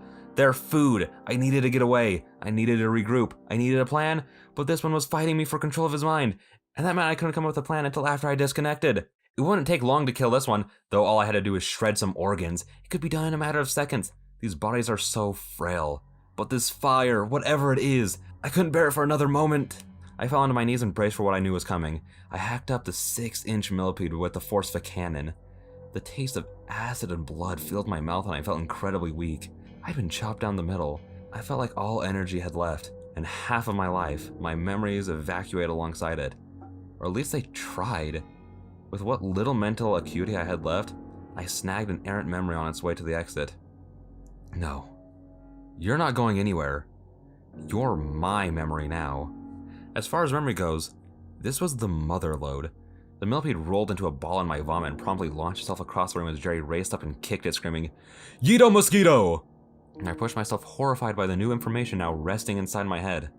Jerry, that's the mayfly queen. It's some kind of parasite. Every season it awakens and feeds and finds hosts to lay eggs inside of, and each season they hatch and erupt out of the bodies. That's where the mayflies come from. They come out of humans, and one unlucky schmuck gets to be her vessel for 5 years while she lays dormant and absorbs all the knowledge of her chosen victim. Abram didn't even know the thing was inside of him, and she's been doing this for millions of years. The air pressure suddenly changed. Behind me, the door to the core opened. I turned just in time to see the queen millipede skitter across the ceiling and out the open door. Completely unbeknownst to Lucy, who was standing in the doorway with a look of pure shock on her face. It needs stitches, but I'm afraid this is the best we can do for now. Yen had carefully butterfly bandaged together what she could and smothered the rest of my left hand under a gauze mitten. I've got to ask. Yeah, I was already missing that pinky from before. No, I was gonna ask. What the hell happened in there? I looked at Jerry, who was standing shirtless next to me and applying his own bandages. He gave me the look. The one I'd come to understand as, "You're in charge here, buddy." If we were going to tell them the truth, it would need to come from my mouth. If we were going to attempt a cover-up, I'd have to be the one to think up a good lie. There was a raccoon. Yen pulled down my shirt collar and shined her flashlight at my millipede leg track marks. A raccoon? You look like you've been pulled under a sewing machine. Jerry ran with it. That's exactly what happened. The raccoon had a sewing machine gun. It was knucking futs in there. Hey, do we have any more of that rubbing alcohol? Lucy was pretending not to watch, but even in the dim red glow of the emergency lights, I noticed her steal a few passing glances at Jerry's tattoos. An angry voice cut into the air. If there's another wild coon running around, you need to do something about it right now before we all get rabies. Lucy snapped back. That's enough out of you! Owen was on the floor a few feet away, his hands zip tied to the drain pipe below the frozen drink machine. Besides a slight welt on his cheek and some frizzled hair, he didn't look too much worse than when we went into the cooler. On the other side of the room, Bart lay motionless beneath a packing blanket. There was no reason to rush for his sake anymore. I didn't get the whole story. From what I gathered, Owen had a change of heart about Jerry's plan shortly after the chair went into place, trapping us inside the cooler. He just couldn't bring himself to surrender his weapon. All pretense of innocence went out the window after Lucy found the CB radio and Owen smashed it into pieces. He needed some more time to think, he said, to make sure everyone was on the same page with their stories. He couldn't risk getting caught up in this. It would have been too much of an inconvenience for a man with his level of visibility. Lucy took the gun from him. Owen put up a fight. It ended with him on the floor zip-tied to a drainage pipe. I would have paid every penny I had to see how it went down. But sadly, Lucy was conservative on the details, so I'd have to let my imagination do the work. Bart held on for as long as he could, but it wasn't enough. He passed moments before Lucy opened the cooler door and found the two of us in a puddle of blood and vomit. Maybe we should never have tried to stop him. Maybe he would have been fine if he'd gotten to his delivery truck and hit the road. Maybe my decisions were responsible for what happened. There was going to be a whole lot of maybe that I had to live with, but that depended on me living first. Somewhere inside this poorly lit room was a hyper-intelligent, parasitic creature that had been killing and consuming people for eons, and right now, it was hatching a plan to make sure we didn't leave here alive. Yen had moved to a line of dots on my chin. The medicine stung like hell, but compared to the millipede, this was a cakewalk. Thanks, I said as she taped up the bandage. So if you're not a doctor, what are you, like a nurse or something? I'm a vet. You mean like a member of the armed forces? Nope, she said bluntly. Well, that's probably okay. As long as she knows her way around a pack of gauze, I'm happy to have her here. I am. Owen's voice surprised me. Yen turned around and shined the light at him. He had the floor now. I spent 12 years in the Marine Corps. I was stationed in Iraq fighting terrorists while you were in high school. Look, I know I might have messed up in the heat of the moment. I discharged my weapon and there was some friendly fire. But I am not your enemy. If you want help catching this rabid coon, then cut me free, because you aren't equipped to handle this situation. I don't even need my weapon back if it makes you feel safer. If it makes you feel safer, you can let the little guy hold the gun. I had to assume he was referring to me by the little guy. It was patronizing, but he may have had a point. Not about freeing him, of course, but about us not being equipped to handle this situation. The baseball bat at my side probably wouldn't be enough if we found what we were looking for. Or if it found us. Lucy stepped over to Owen and asked, "Where were you stationed?" What? She repeated herself a little more forcefully. "Where were you stationed, Owen?" "I told you, Iraq." "What base?" He hesitated. She continued. "What city?" He shook his head. "I don't have to explain my time in the service." "What kind of weapon were you issued?" I was issued an M16, it's a standard." "You were in the Corps for 3 tours. You should know the answer to this. What size ammo does an M16 use?" What's the capital of Iraq?" He looked flummoxed. As soon as Lucy turned her back to him, he spewed the words. "Fuck you, bitch! Let me out of here!" He thrashed against the pipe, leaning his way into it, then fell limp onto the ground, simpering. I turned to Jerry and said, "I think it's time. We're going to need to get the code black box." Jerry had stripped all the way down to his Friendship is Magic boxers and tossed his soiled clothes into a heap by the front door. "Are you sure?" he said. "Are you positive that this is worthy of a code black? If this isn't, then I honestly don't want to imagine what is." "All right, I'll be right back." He started for the supply closet until I stopped him. Wait! What? You shouldn't go alone, it's not safe. What if that raccoon tries to get you? It's fine, remember? I'm immune to its, cooties. Yeah, but even if you can't get the, cooties for some reason, that thing can still rip you apart like a paper shredder. Lucy walked up to Jerry and said, I'll go with you. We'll stay in groups, and if we see any raccoon, I'll take the shot. Jerry and I both blurted, No! At the same time. Why not? Lucy had already demonstrated an impressive competency to know when to trust people and when to call people out on their bullshit. She knew something was up. I tried for a convincing answer. We need to make sure it's the right one. We don't want to waste bullets on an innocent raccoon. She gave me a stare that screamed, I know you're lying, Jack. But she didn't call me out. Yen ventured into the conversation. What kind of raccoons do you have around here? Because I've seen a lot of raccoon attacks in my day, and nothing about this looks right. They're advanced, I said. Highly advanced. A minute later, Jerry and Lucy were back in the front with us. He had brought out the meter-long rectangular box labeled Code Black for emergencies only. He had also displayed an excellent amount of initiative by grabbing the Code X box. Code X wasn't specifically for situations like this. It was really more of a preparation for whenever one of us needed to work an unexpected double shift without notice, but the contents were incredibly useful. We changed into the spare clothes, sweatpants, and a black t-shirt, and took turns taking swigs from a bottle of mouthwash and spitting them out into a styrofoam cup. I was concerned by just how much blood was in my spit. It was, to put it mildly, way above average. With that minor hygiene maintenance done, we opened the lid on the Code Black box. Yen gasped, Lucy let out a, what the fuck? Jerry whistled like he already didn't know what was in there. I sighed. Opening this felt like I had lost some kind of personal challenge. The contents of the Code Black kit were carefully picked out after detailed consideration of many factors. Jerry and I debated the merit of every single thing that went into it. Nothing here was chosen lightly. I took out the first weapon, a Glock 19 that someone left at the gas station after he didn't need it anymore. Long story. I checked the safety to make sure it was still there, then put the gun onto the booth table. Next I pulled out the old bear trap. There was dried blood on the teeth.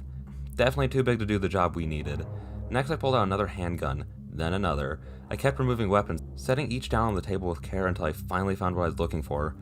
At the bottom of the box, taking up the space from one corner to the other, was Jerry's main contribution to the kit. The old katana he had found at a garage sale and spent 2 weeks sharpening until it was clean enough to shave with. I pulled the weapon out by the sheath and handed it to its rightful owner. Sweet, Jerry said, taking it from me with 2 hands. The only respectful way to take such a weapon. Next, I went right to work piling the guns into the belly slack of my new shirt so I could carry them all together. As I transported the guns behind the counter, Lucy started questioning me. To be honest, it's surprising that it took this long. Hey, wait a second, where are you going with those things? She followed me closely, which was good because I needed her flashlight to see the numbers on the dial of the store safe. Just putting away stuff we don't need. She walked over and crouched down by my side. It was just us now, she whispered. What's really going on, Jack? I turned the dial and answered, may as well tell you the truth. It's not a raccoon we're looking for. I kinda figured. There's a creature in here with us, and it's what killed Abram. It almost killed me and Jerry. I turned the knob and opened the safe, then immediately started stacking the guns inside. Lucy asked, if there's a killer monster inside the building, why are you getting rid of the only things we have to defend ourselves with? Because, I answered. It's smart. It knows what weapons are, and it can take over our minds. A gun won't kill it, but if it infects one of us while we're armed, if it manages to get a hold of a gun, then that's game over. We can't let it use our weapons against us. I looked into her eyes for any signs of doubt or sympathy. I tried to study her to see if she was buying it, but she looked like she was doing the same thing to me, studying my face. We just watched another for a heavy, solid moment until she looked down, pulled out Owen's handgun, and handed it over. Well, in that case, don't forget this one. I dropped it inside the safe, closed the door, and spun the dial. Thanks, I said. It turns out, Yen's impressive voice translated into an even more impressive scream. This wasn't like the noise she made when she found Abram. This was twice as loud. I felt it in my bones. My first thought as we jumped to our feet was, oh god, that thing has gotten a hold of Yen. But then Lucy shined her light around the room, and I realized that I was wrong. The Millipede Queen had found herself a new host, and now Bart's body was standing in the middle of the room, staring at his hands and wriggling each of his fingers, a crazy smile on his face. Jerry held the sword over his head and dramatically unsheathed it. Zombies again, eh? Alright, let's do this. He ran across the room and swung the blade straight down. It lodged itself into the top of Bart's skull about an inch deep and stuck. Jerry pulled, but Bart jumped back, taking the wedged weapon with him. The blade was now protruding from his head like a unicorn horn. Whoa, Jerry said. That was not nearly as easy as I thought it was going to be. Bone is hard. Lucy grabbed me by the arm and pulled me to the ground behind the counter. Combination, open the safe, do it now. I can't. Why not? It's on a timer, on a battery. The safe won't open more than once every 8 hours. In a flash, she was back on her feet and leaping over the counter. By the time I got to the other side, she'd already raced over to the table, grabbed my baseball bat, and cracked it over the Zombart's head. It, predictably, had little effect. The Zombart lifted his hand, gripped the blade, and pulled it free. This was exactly what I was worried about. The monster had gotten a hold of one of our weapons. I knew this was going to happen. I'm a genius. Owen was screaming and thrashing. Yen was hiding behind Jerry now, moving in my direction, and the Bart Queen was heading away from all of us? Ah, good. I quickly realized I was heading towards the door. Ah, bad. Bart lifted the blade and flicked it down, shattering the glass door into a million pieces. The cloud of green flowed inside like a fire hydrant had busted. In a matter of seconds, we'd lost all visibility. The air turned warm, then hot. Tiny wings and legs the size of hair blasted my skin. I stepped forward, holding my breath and reaching into the fray, hoping against all hope that my fingers would find salvation. I felt skin. Immediately a hand grasped my wrist and yanked me forward. My eyes were closed, but mayflies coated the lining of my lids, wriggling to get underneath. Whoever was holding my arm continued to pull, so I continued to follow until finally they fell to the ground, taking me with them. As soon as my hands touched the floor, I regained my bearings. I'd know this sticky concrete anywhere. We were inside the storage closet again. Which meant I felt my way along the floor until I reached the corner. There should be a box here. Code blue. Code blues. Where is it? I found what I could only hope was the correct cardboard box, ripped it open, reached inside, and felt around until... Eureka! The flashlight. The normal flashlight. As soon as I clicked it on, the swarm surged loudly enough for me to hear it, like a tempest wave crashing against the side of a boat. Green splattered against the walls as some of the bugs became victims of their own stampede. With all the strength I had remaining, I tossed it out the doorway. The cloud of bugs, now a solid wall of green, heaved in unison after it, catching it, freezing it in midair, and quickly consuming it. Jerry slammed the door shut and slammed the deadbolt into place. Why, you might ask, does our supply closet deadbolt from the inside? Well, obviously, for such an occasion as this. I hacked up and wiped dead bugs and guts off of myself. Soon I became aware that I wasn't the only one. Next to me, Lucy was feverishly pinching off the remaining insects and stomping or clapping them into oblivion. Next to her, Yen sat with her back against the wall, staring at something miles away. I couldn't believe it. In the chaos, we'd all grabbed each other's hands and worked our way to safety. We were all safe. Wait, no, that's not exactly right. I counted heads again just to make sure. Yeah, looks like somebody didn't make it. Another asshole mayfly tried racing up my nose. I pinched it and wiped the gooey mess onto my shirt. Then, quite unexpectedly, the doors of reality fell off their hinges. There aren't any words to describe what happened. Honestly, this isn't a job for words. You could try staring directly into the sun for about 10 years while someone pours oatmeal into your ears through a funnel. To be clear, that's not what it felt like. But that might open your senses to a degree of perception that would allow the inference of the idea to exist in your mind. However, we don't really have time for that, so I'll give language a shot and do the best I can. I found myself falling off the face of the world, like my mind had been a one-dimensional cup of coffee, stretched out and remastered into 3D, played backwards on a network of computers that could only be used by beings with eyes that see in reverse. My coffee, the thoughts, spilled all over the table. There's a table in this simulation, right next to the bowl of fruit. Time was slowed down for me. I could control it. I could make it stop if I wanted to. And yet I was acutely aware that the time flow for everyone else and everything else was still ongoing. And while that may seem like, for all intents and purposes, time was still moving normally for me as well, I could assure you that time was... Shit, where was I? I looked around me and I realized I had slipped out of my body long ago. I'd forgotten it back at the gas station, in a closet surrounded by swarms of dick gnats. I had left my wallet and keys and my phones on my body. So I was truly naked now in the most literal and metaphysical way possible. I was somewhere inside of an infinity, and my brain was somewhere else inside another infinity, and my body was somewhere else inside a different infinity, and in some ways, I was infinity. I felt the universe's cruel love and understood that I was just a molecule in an exploding star. The world didn't need me. I could live and exist among the cosmos forever. There was a gorgeous, shining light, and I was a part of it. All the pain my mortal body had ever endured was so small in comparison to forever. I was at peace. This whole stupid, scary gas station thing was dumb anyway. Maybe in the next life I could be a bat. Some bats eat fruit, right? I could do that. Sleep all day, eat berries all night, fly in a group with friends, live forever, solve mysteries, ride roller coasters. If not, they will. I just need to rearrange reality slightly, and I can do and be anything I want. I felt a shock, the universe pushing back against my absurd attempt to interrupt the melody. The song was already in motion. I couldn't change it, only listen and enjoy. Close enough. I settled in to ride the wave. To see what the storyteller had in store for, Jerry smacked me across the face. Dude, snap out of it. We got shit to do. What?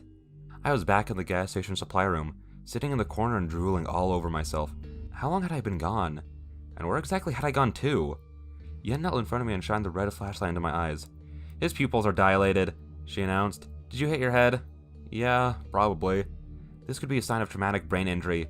We need to get out of here and find a hospital. Nah, Jerry interrupted. It's just the drugs finally kicking in. I sat up and the entire world sloshed into place after me. The room had some momentary lag to it, and strangely enough, I could see everything as clear as ever. What drugs? I asked. Okay, so promise you won't get mad, he said. I will not promise that. Okay, well, if you promise you won't get mad, I'll tell you. Remember how I requested to work tonight? Well, the reason was because I needed someone responsible, like you, to be here in case things got heavy. You know, because I trust you to make sure I'm safe and not call the cops if I have a bad trip. The world finally snapped into place around me. Everything was back to normal except for the fact that I could suddenly see everybody's aura. Looking back, that seems rather strange, but at the moment it felt perfectly inconsequential. What did you do? I asked.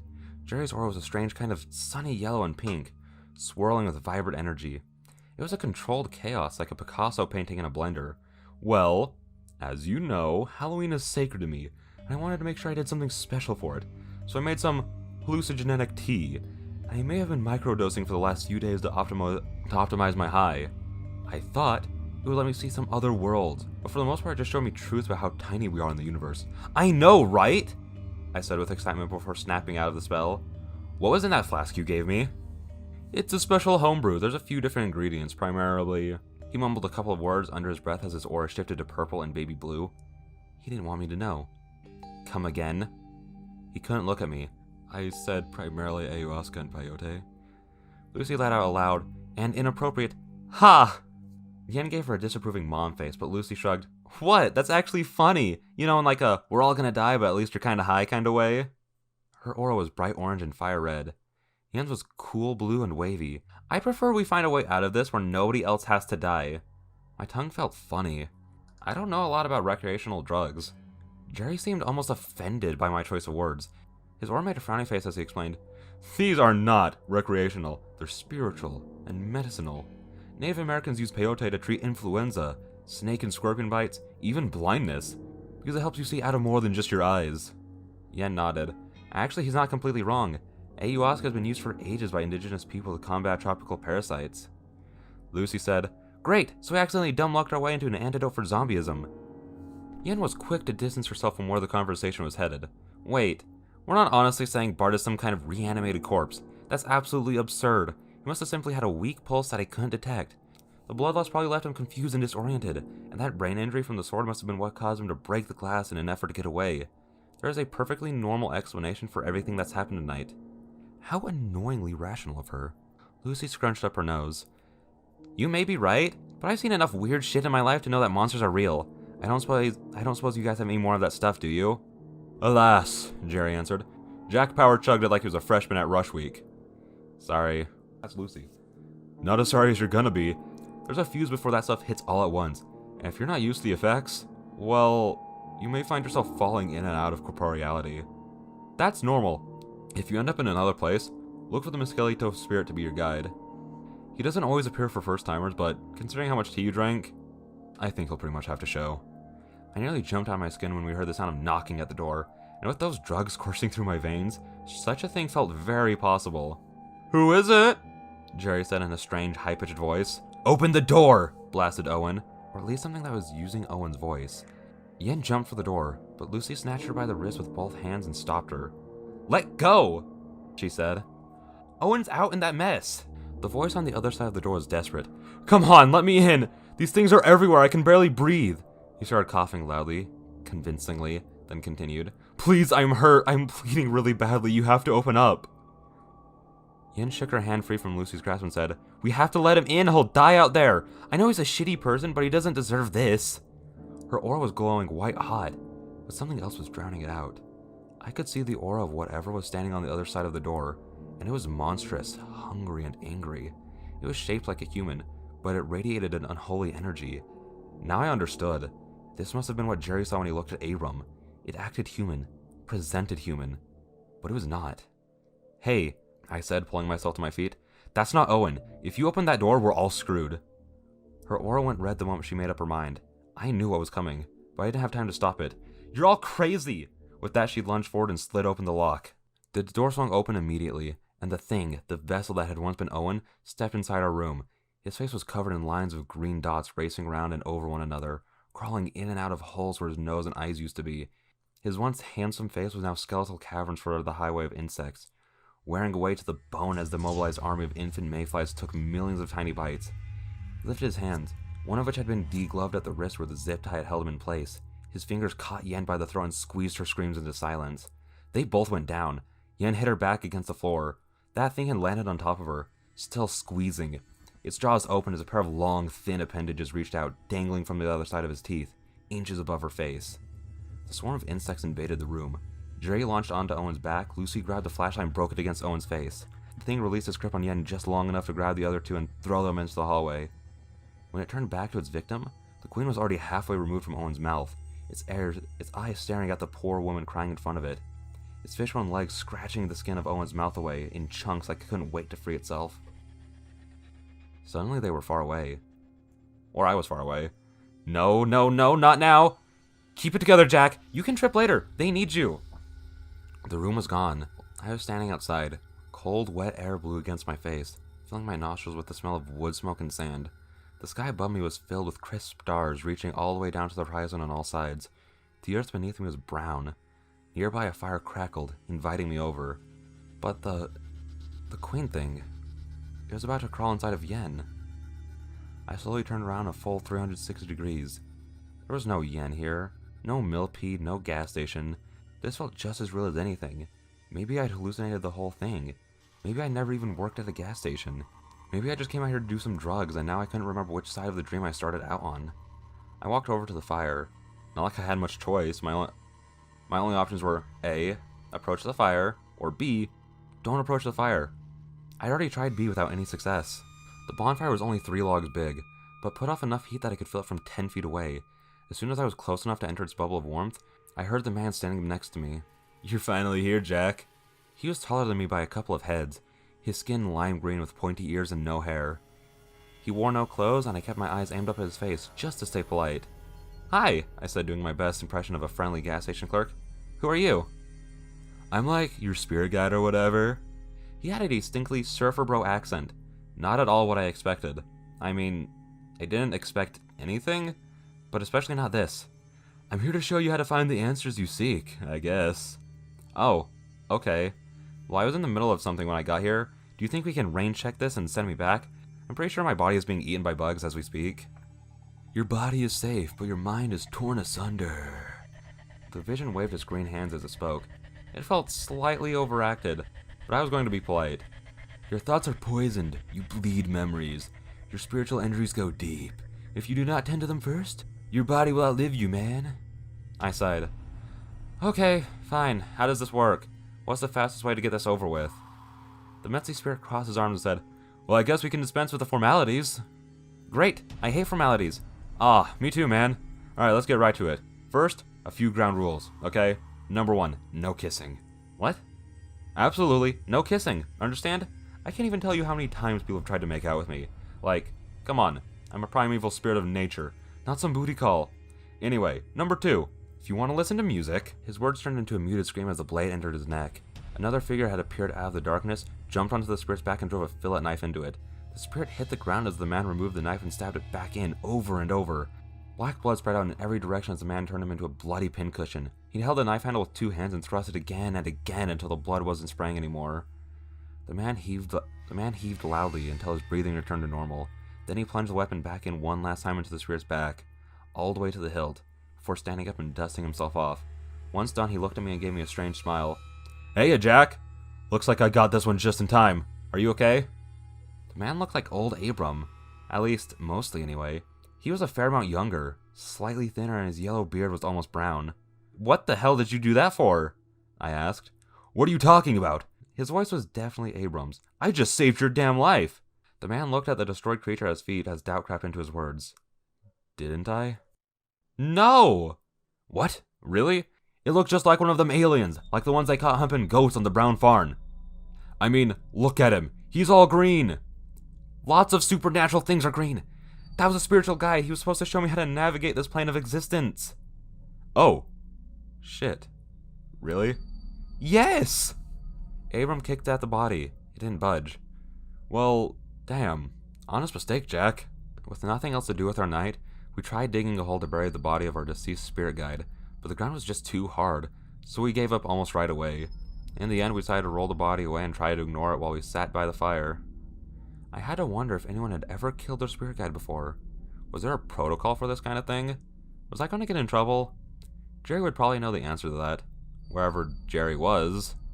Which reminded me, I was still trapped in another state of materiality from where I was supposed to be. The young version of Abram pulled a burning twig away from the fire and used it to light a cigarette. "How did you even get here?" I asked. "And what are you, like some kind of ghost or something?" Abram laughed. "Come on, Jack. There's no such thing as ghosts."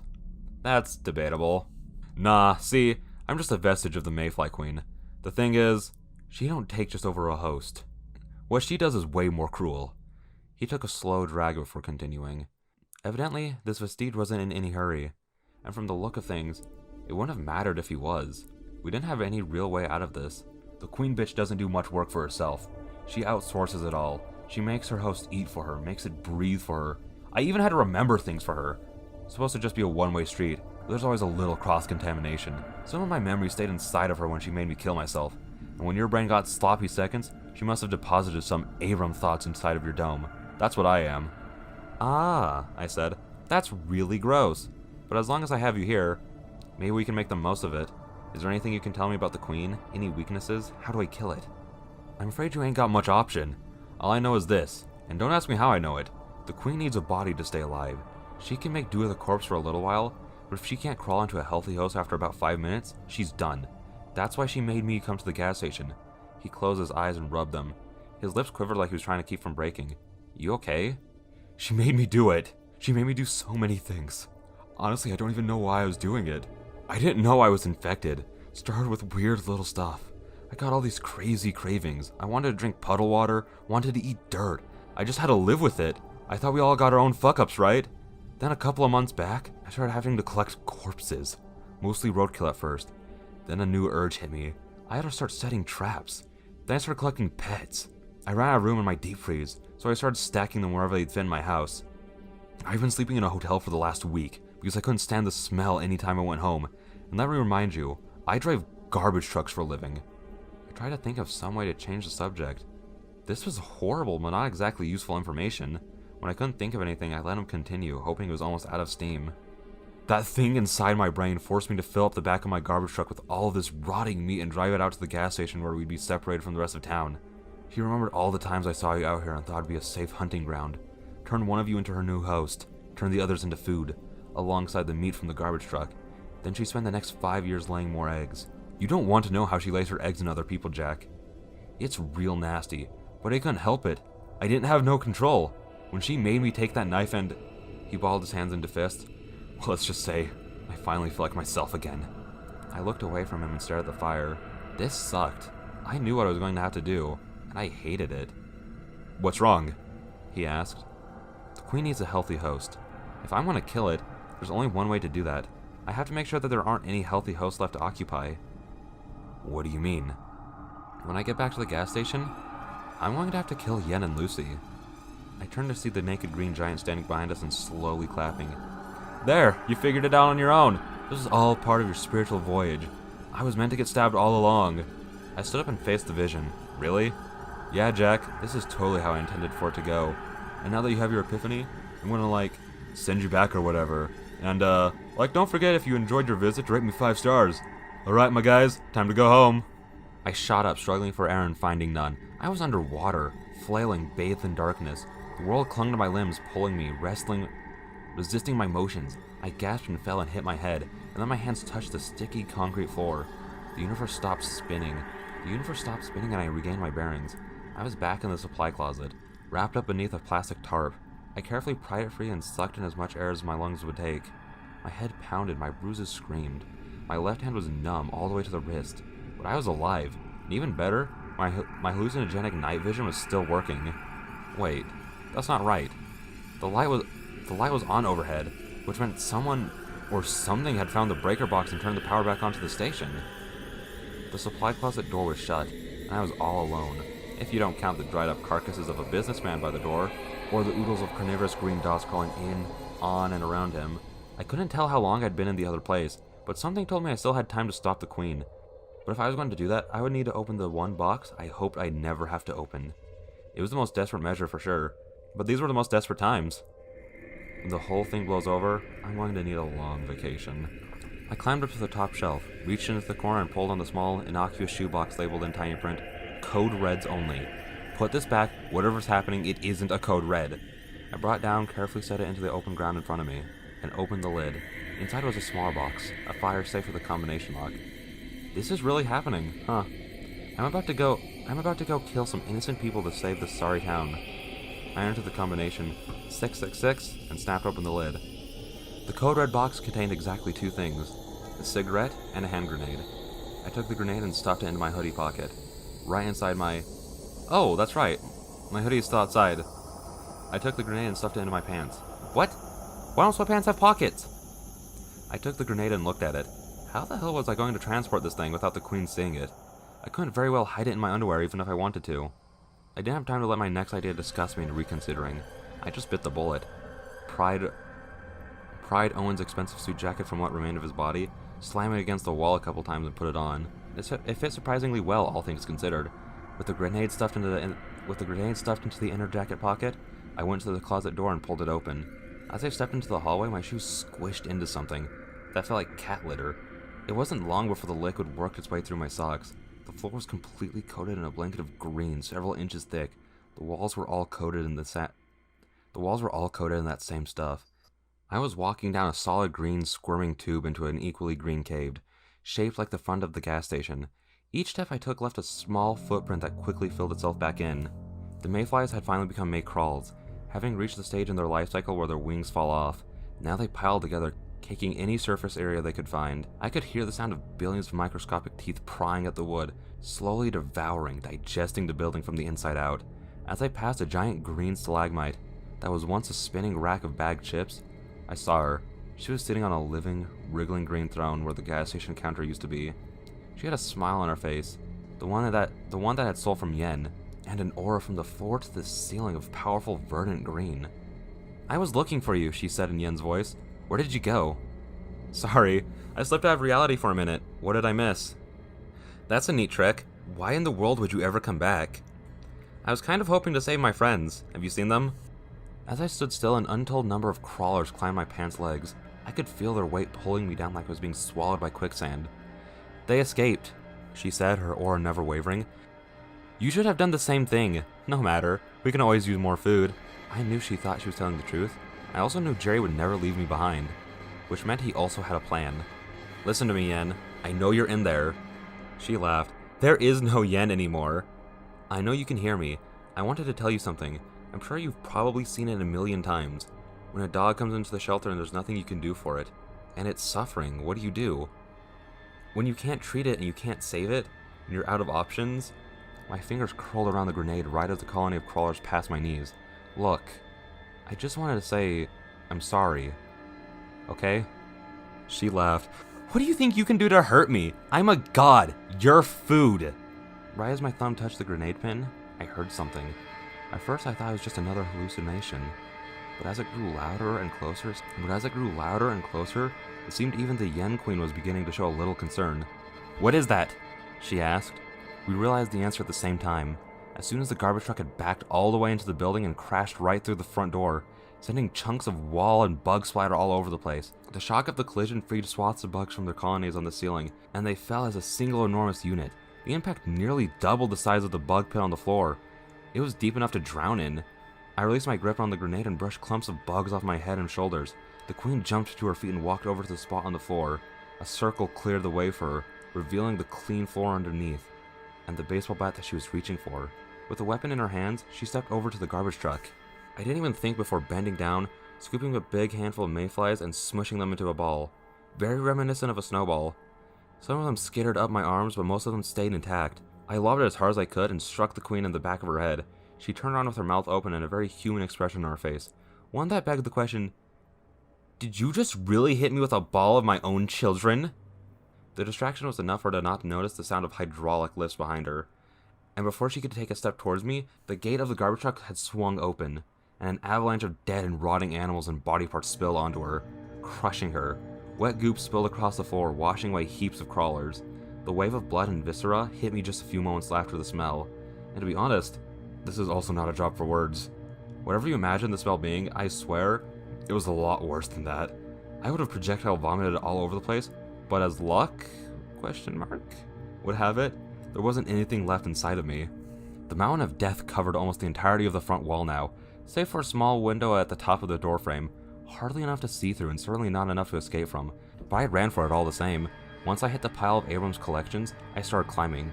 There were hooves and antlers, more cat faces than a grandmother's Facebook page, and an alarming number of limbs that could have at one point belonged to humans. Abram did say he'd been setting traps. He didn't say what kind. When I finally reached the top of the pile, I dropped down on some sort of ribcage, squirming with green bugs, and peered out the opening. Jerry had climbed up the other side to meet me. Hey, bro, he said excitedly. I see you're awake now. How was the other side? Did you see the spirit guide? Yeah, we accidentally killed him. You what? Jerry, where's Lucy? She went around to the back door to rescue you while I caused a distraction. By the way, I learned how to operate a garbage truck. It was super easy.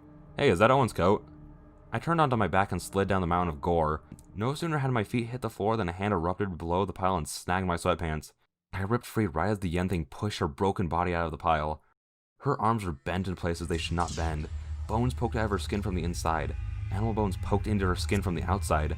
Her jaw dangled lopsided, and her aura burned to the ceiling green and angry. Her vessel was broken, and she only had one spare remaining. Jack! I turned to see the last person I wanted to see, and likely the first person the queen wanted to see. Lucy was close enough to grab me. We need to go! Now! I turned back just in time to see the queen millipede erupt from the center of Yen's neck and launch itself forward. Lucy and I scrambled for the back door, but I knew we couldn't let it out. We needed to finish it right here. Her hand was around my wrist. I bent it, then wrapped my own fingers around her wrist. As soon as we reached the cooler, I pulled her to a stop. She looked back at me with worry in her eyes. I didn't have time to relay the whole plan. I just grabbed the cooler door and pulled, hoping she'd pick up on it. It scraped open a few inches, but the ground covered with green insects made it nearly impossible to move. Worse, the ground cover made it nearly impossible to see where the queen had gone. Lucy grabbed the door with me, and together we pulled our weight and pried the door open just enough to jump inside. I ran to it and freed the fillet knife just in time to hear Lucy scream, "Over there!" The queen skittered across the wall and into the corner. I lost sight of it almost immediately. A metal shelf crashed against the floor. Then Lucy pulled me towards, then through the cooler door. Once out, she slammed it shut behind us. What happened? I trapped the thing underneath some boxes. What the fuck was that? You're sure? You're positive you trapped it? Yeah, positive. It's still in there. I hate how little time I get for such important decisions, but the bugs under my clothes had started biting. So time was up. I made a snap judgment to trust her. I pulled out the grenade, yanked the pin, reopened the cooler door just enough to toss the weapon inside, then shut it and leaned my back against the door. Lucy's eyes were huge. Was that? She pointed at the door with horror. Yeah. Her hands grasped me by either side of the collar and she pulled me away from the door and flung me hard into the pile of bugs in front of the store. Before I could get up, she landed on top of me a second later. Boom! The ringing in my ears never really went away, But after a few seconds, a cloud of green dust had finally settled, and I could see the cooler door had been blown clean off its hinges. If Lucy hadn't thrown me out of the way... Damn! Movies do not do grenade blast justice! We sat up and tried to catch our breath. Lucy got to her feet first, coughing violently. I found where the fillet knife had landed a couple feet away, grabbed it, then slowly worked my way up. Lucy leaned against the counter. She was breathing loud and fast. This whole thing had been sprint speed and marathon length, and now was the time we finally got to rest. Her head was down, her back to me. She couldn't see the knife in my hand, just like I couldn't see the queen trapped under that box. The spirit vision may have been an idiot, but it was also right. There was only one way to make sure the queen was dead and stayed dead. There was only one way. Lucy wouldn't see it coming. She wouldn't feel a thing. Considering how everyone else had died tonight, that's really not such a bad way to go. Would we all be so lucky? I was sitting outside in a circle of salt. Jerry figured out about an hour or two late that crawlers absolutely hate salt. Something to remember for next time, I guess. When the first helicopter landed on the street outside of our parking lot, it expelled its contents before it even finished landing. 3 guys with machine gun and gas masks. A couple in white hazmat suits and gas masks, and a familiar G-man in a black suit and tie. No gas masks on this one, just a pair of completely pointless sunglasses. The Fed shouted his orders to the others as they closed in on our building, but froze mid-sentence once he saw me. Jack? Hey! Jack? He said. I don't believe it. I don't frickin' believe it. You're still alive? Jesus, I just lost $50. Hey there, Agent Roscoe. Well, I'll be a monkey's uncle. Wonders never cease. You're a little late to the party. Where's your partner? You know, your gas station isn't the only locale of interest on a night like this, right? He took off his sunglasses, and I swear, he was wearing another pair of sunglasses underneath them. Or maybe the drugs were still messing with me. It's hard to say. He looked at the teetering remains of the gas station and said, Well, you want to start telling us what happened? Over the next hour, I gave my statement. More choppers landed and more men in gas masks arrived to clean up the damage and mayfly debris. They had brooms, snow shovels, and devices that looked an awful lot like proton packs. A few of them left the gas station carrying kennels with pissed-off raccoons scratching away at the walls from the inside. One of the men interrupted my story to inform Agent Roscoe that they'd captured all 3 raccoons. The agent dismissed this news much more easily than I would have expected.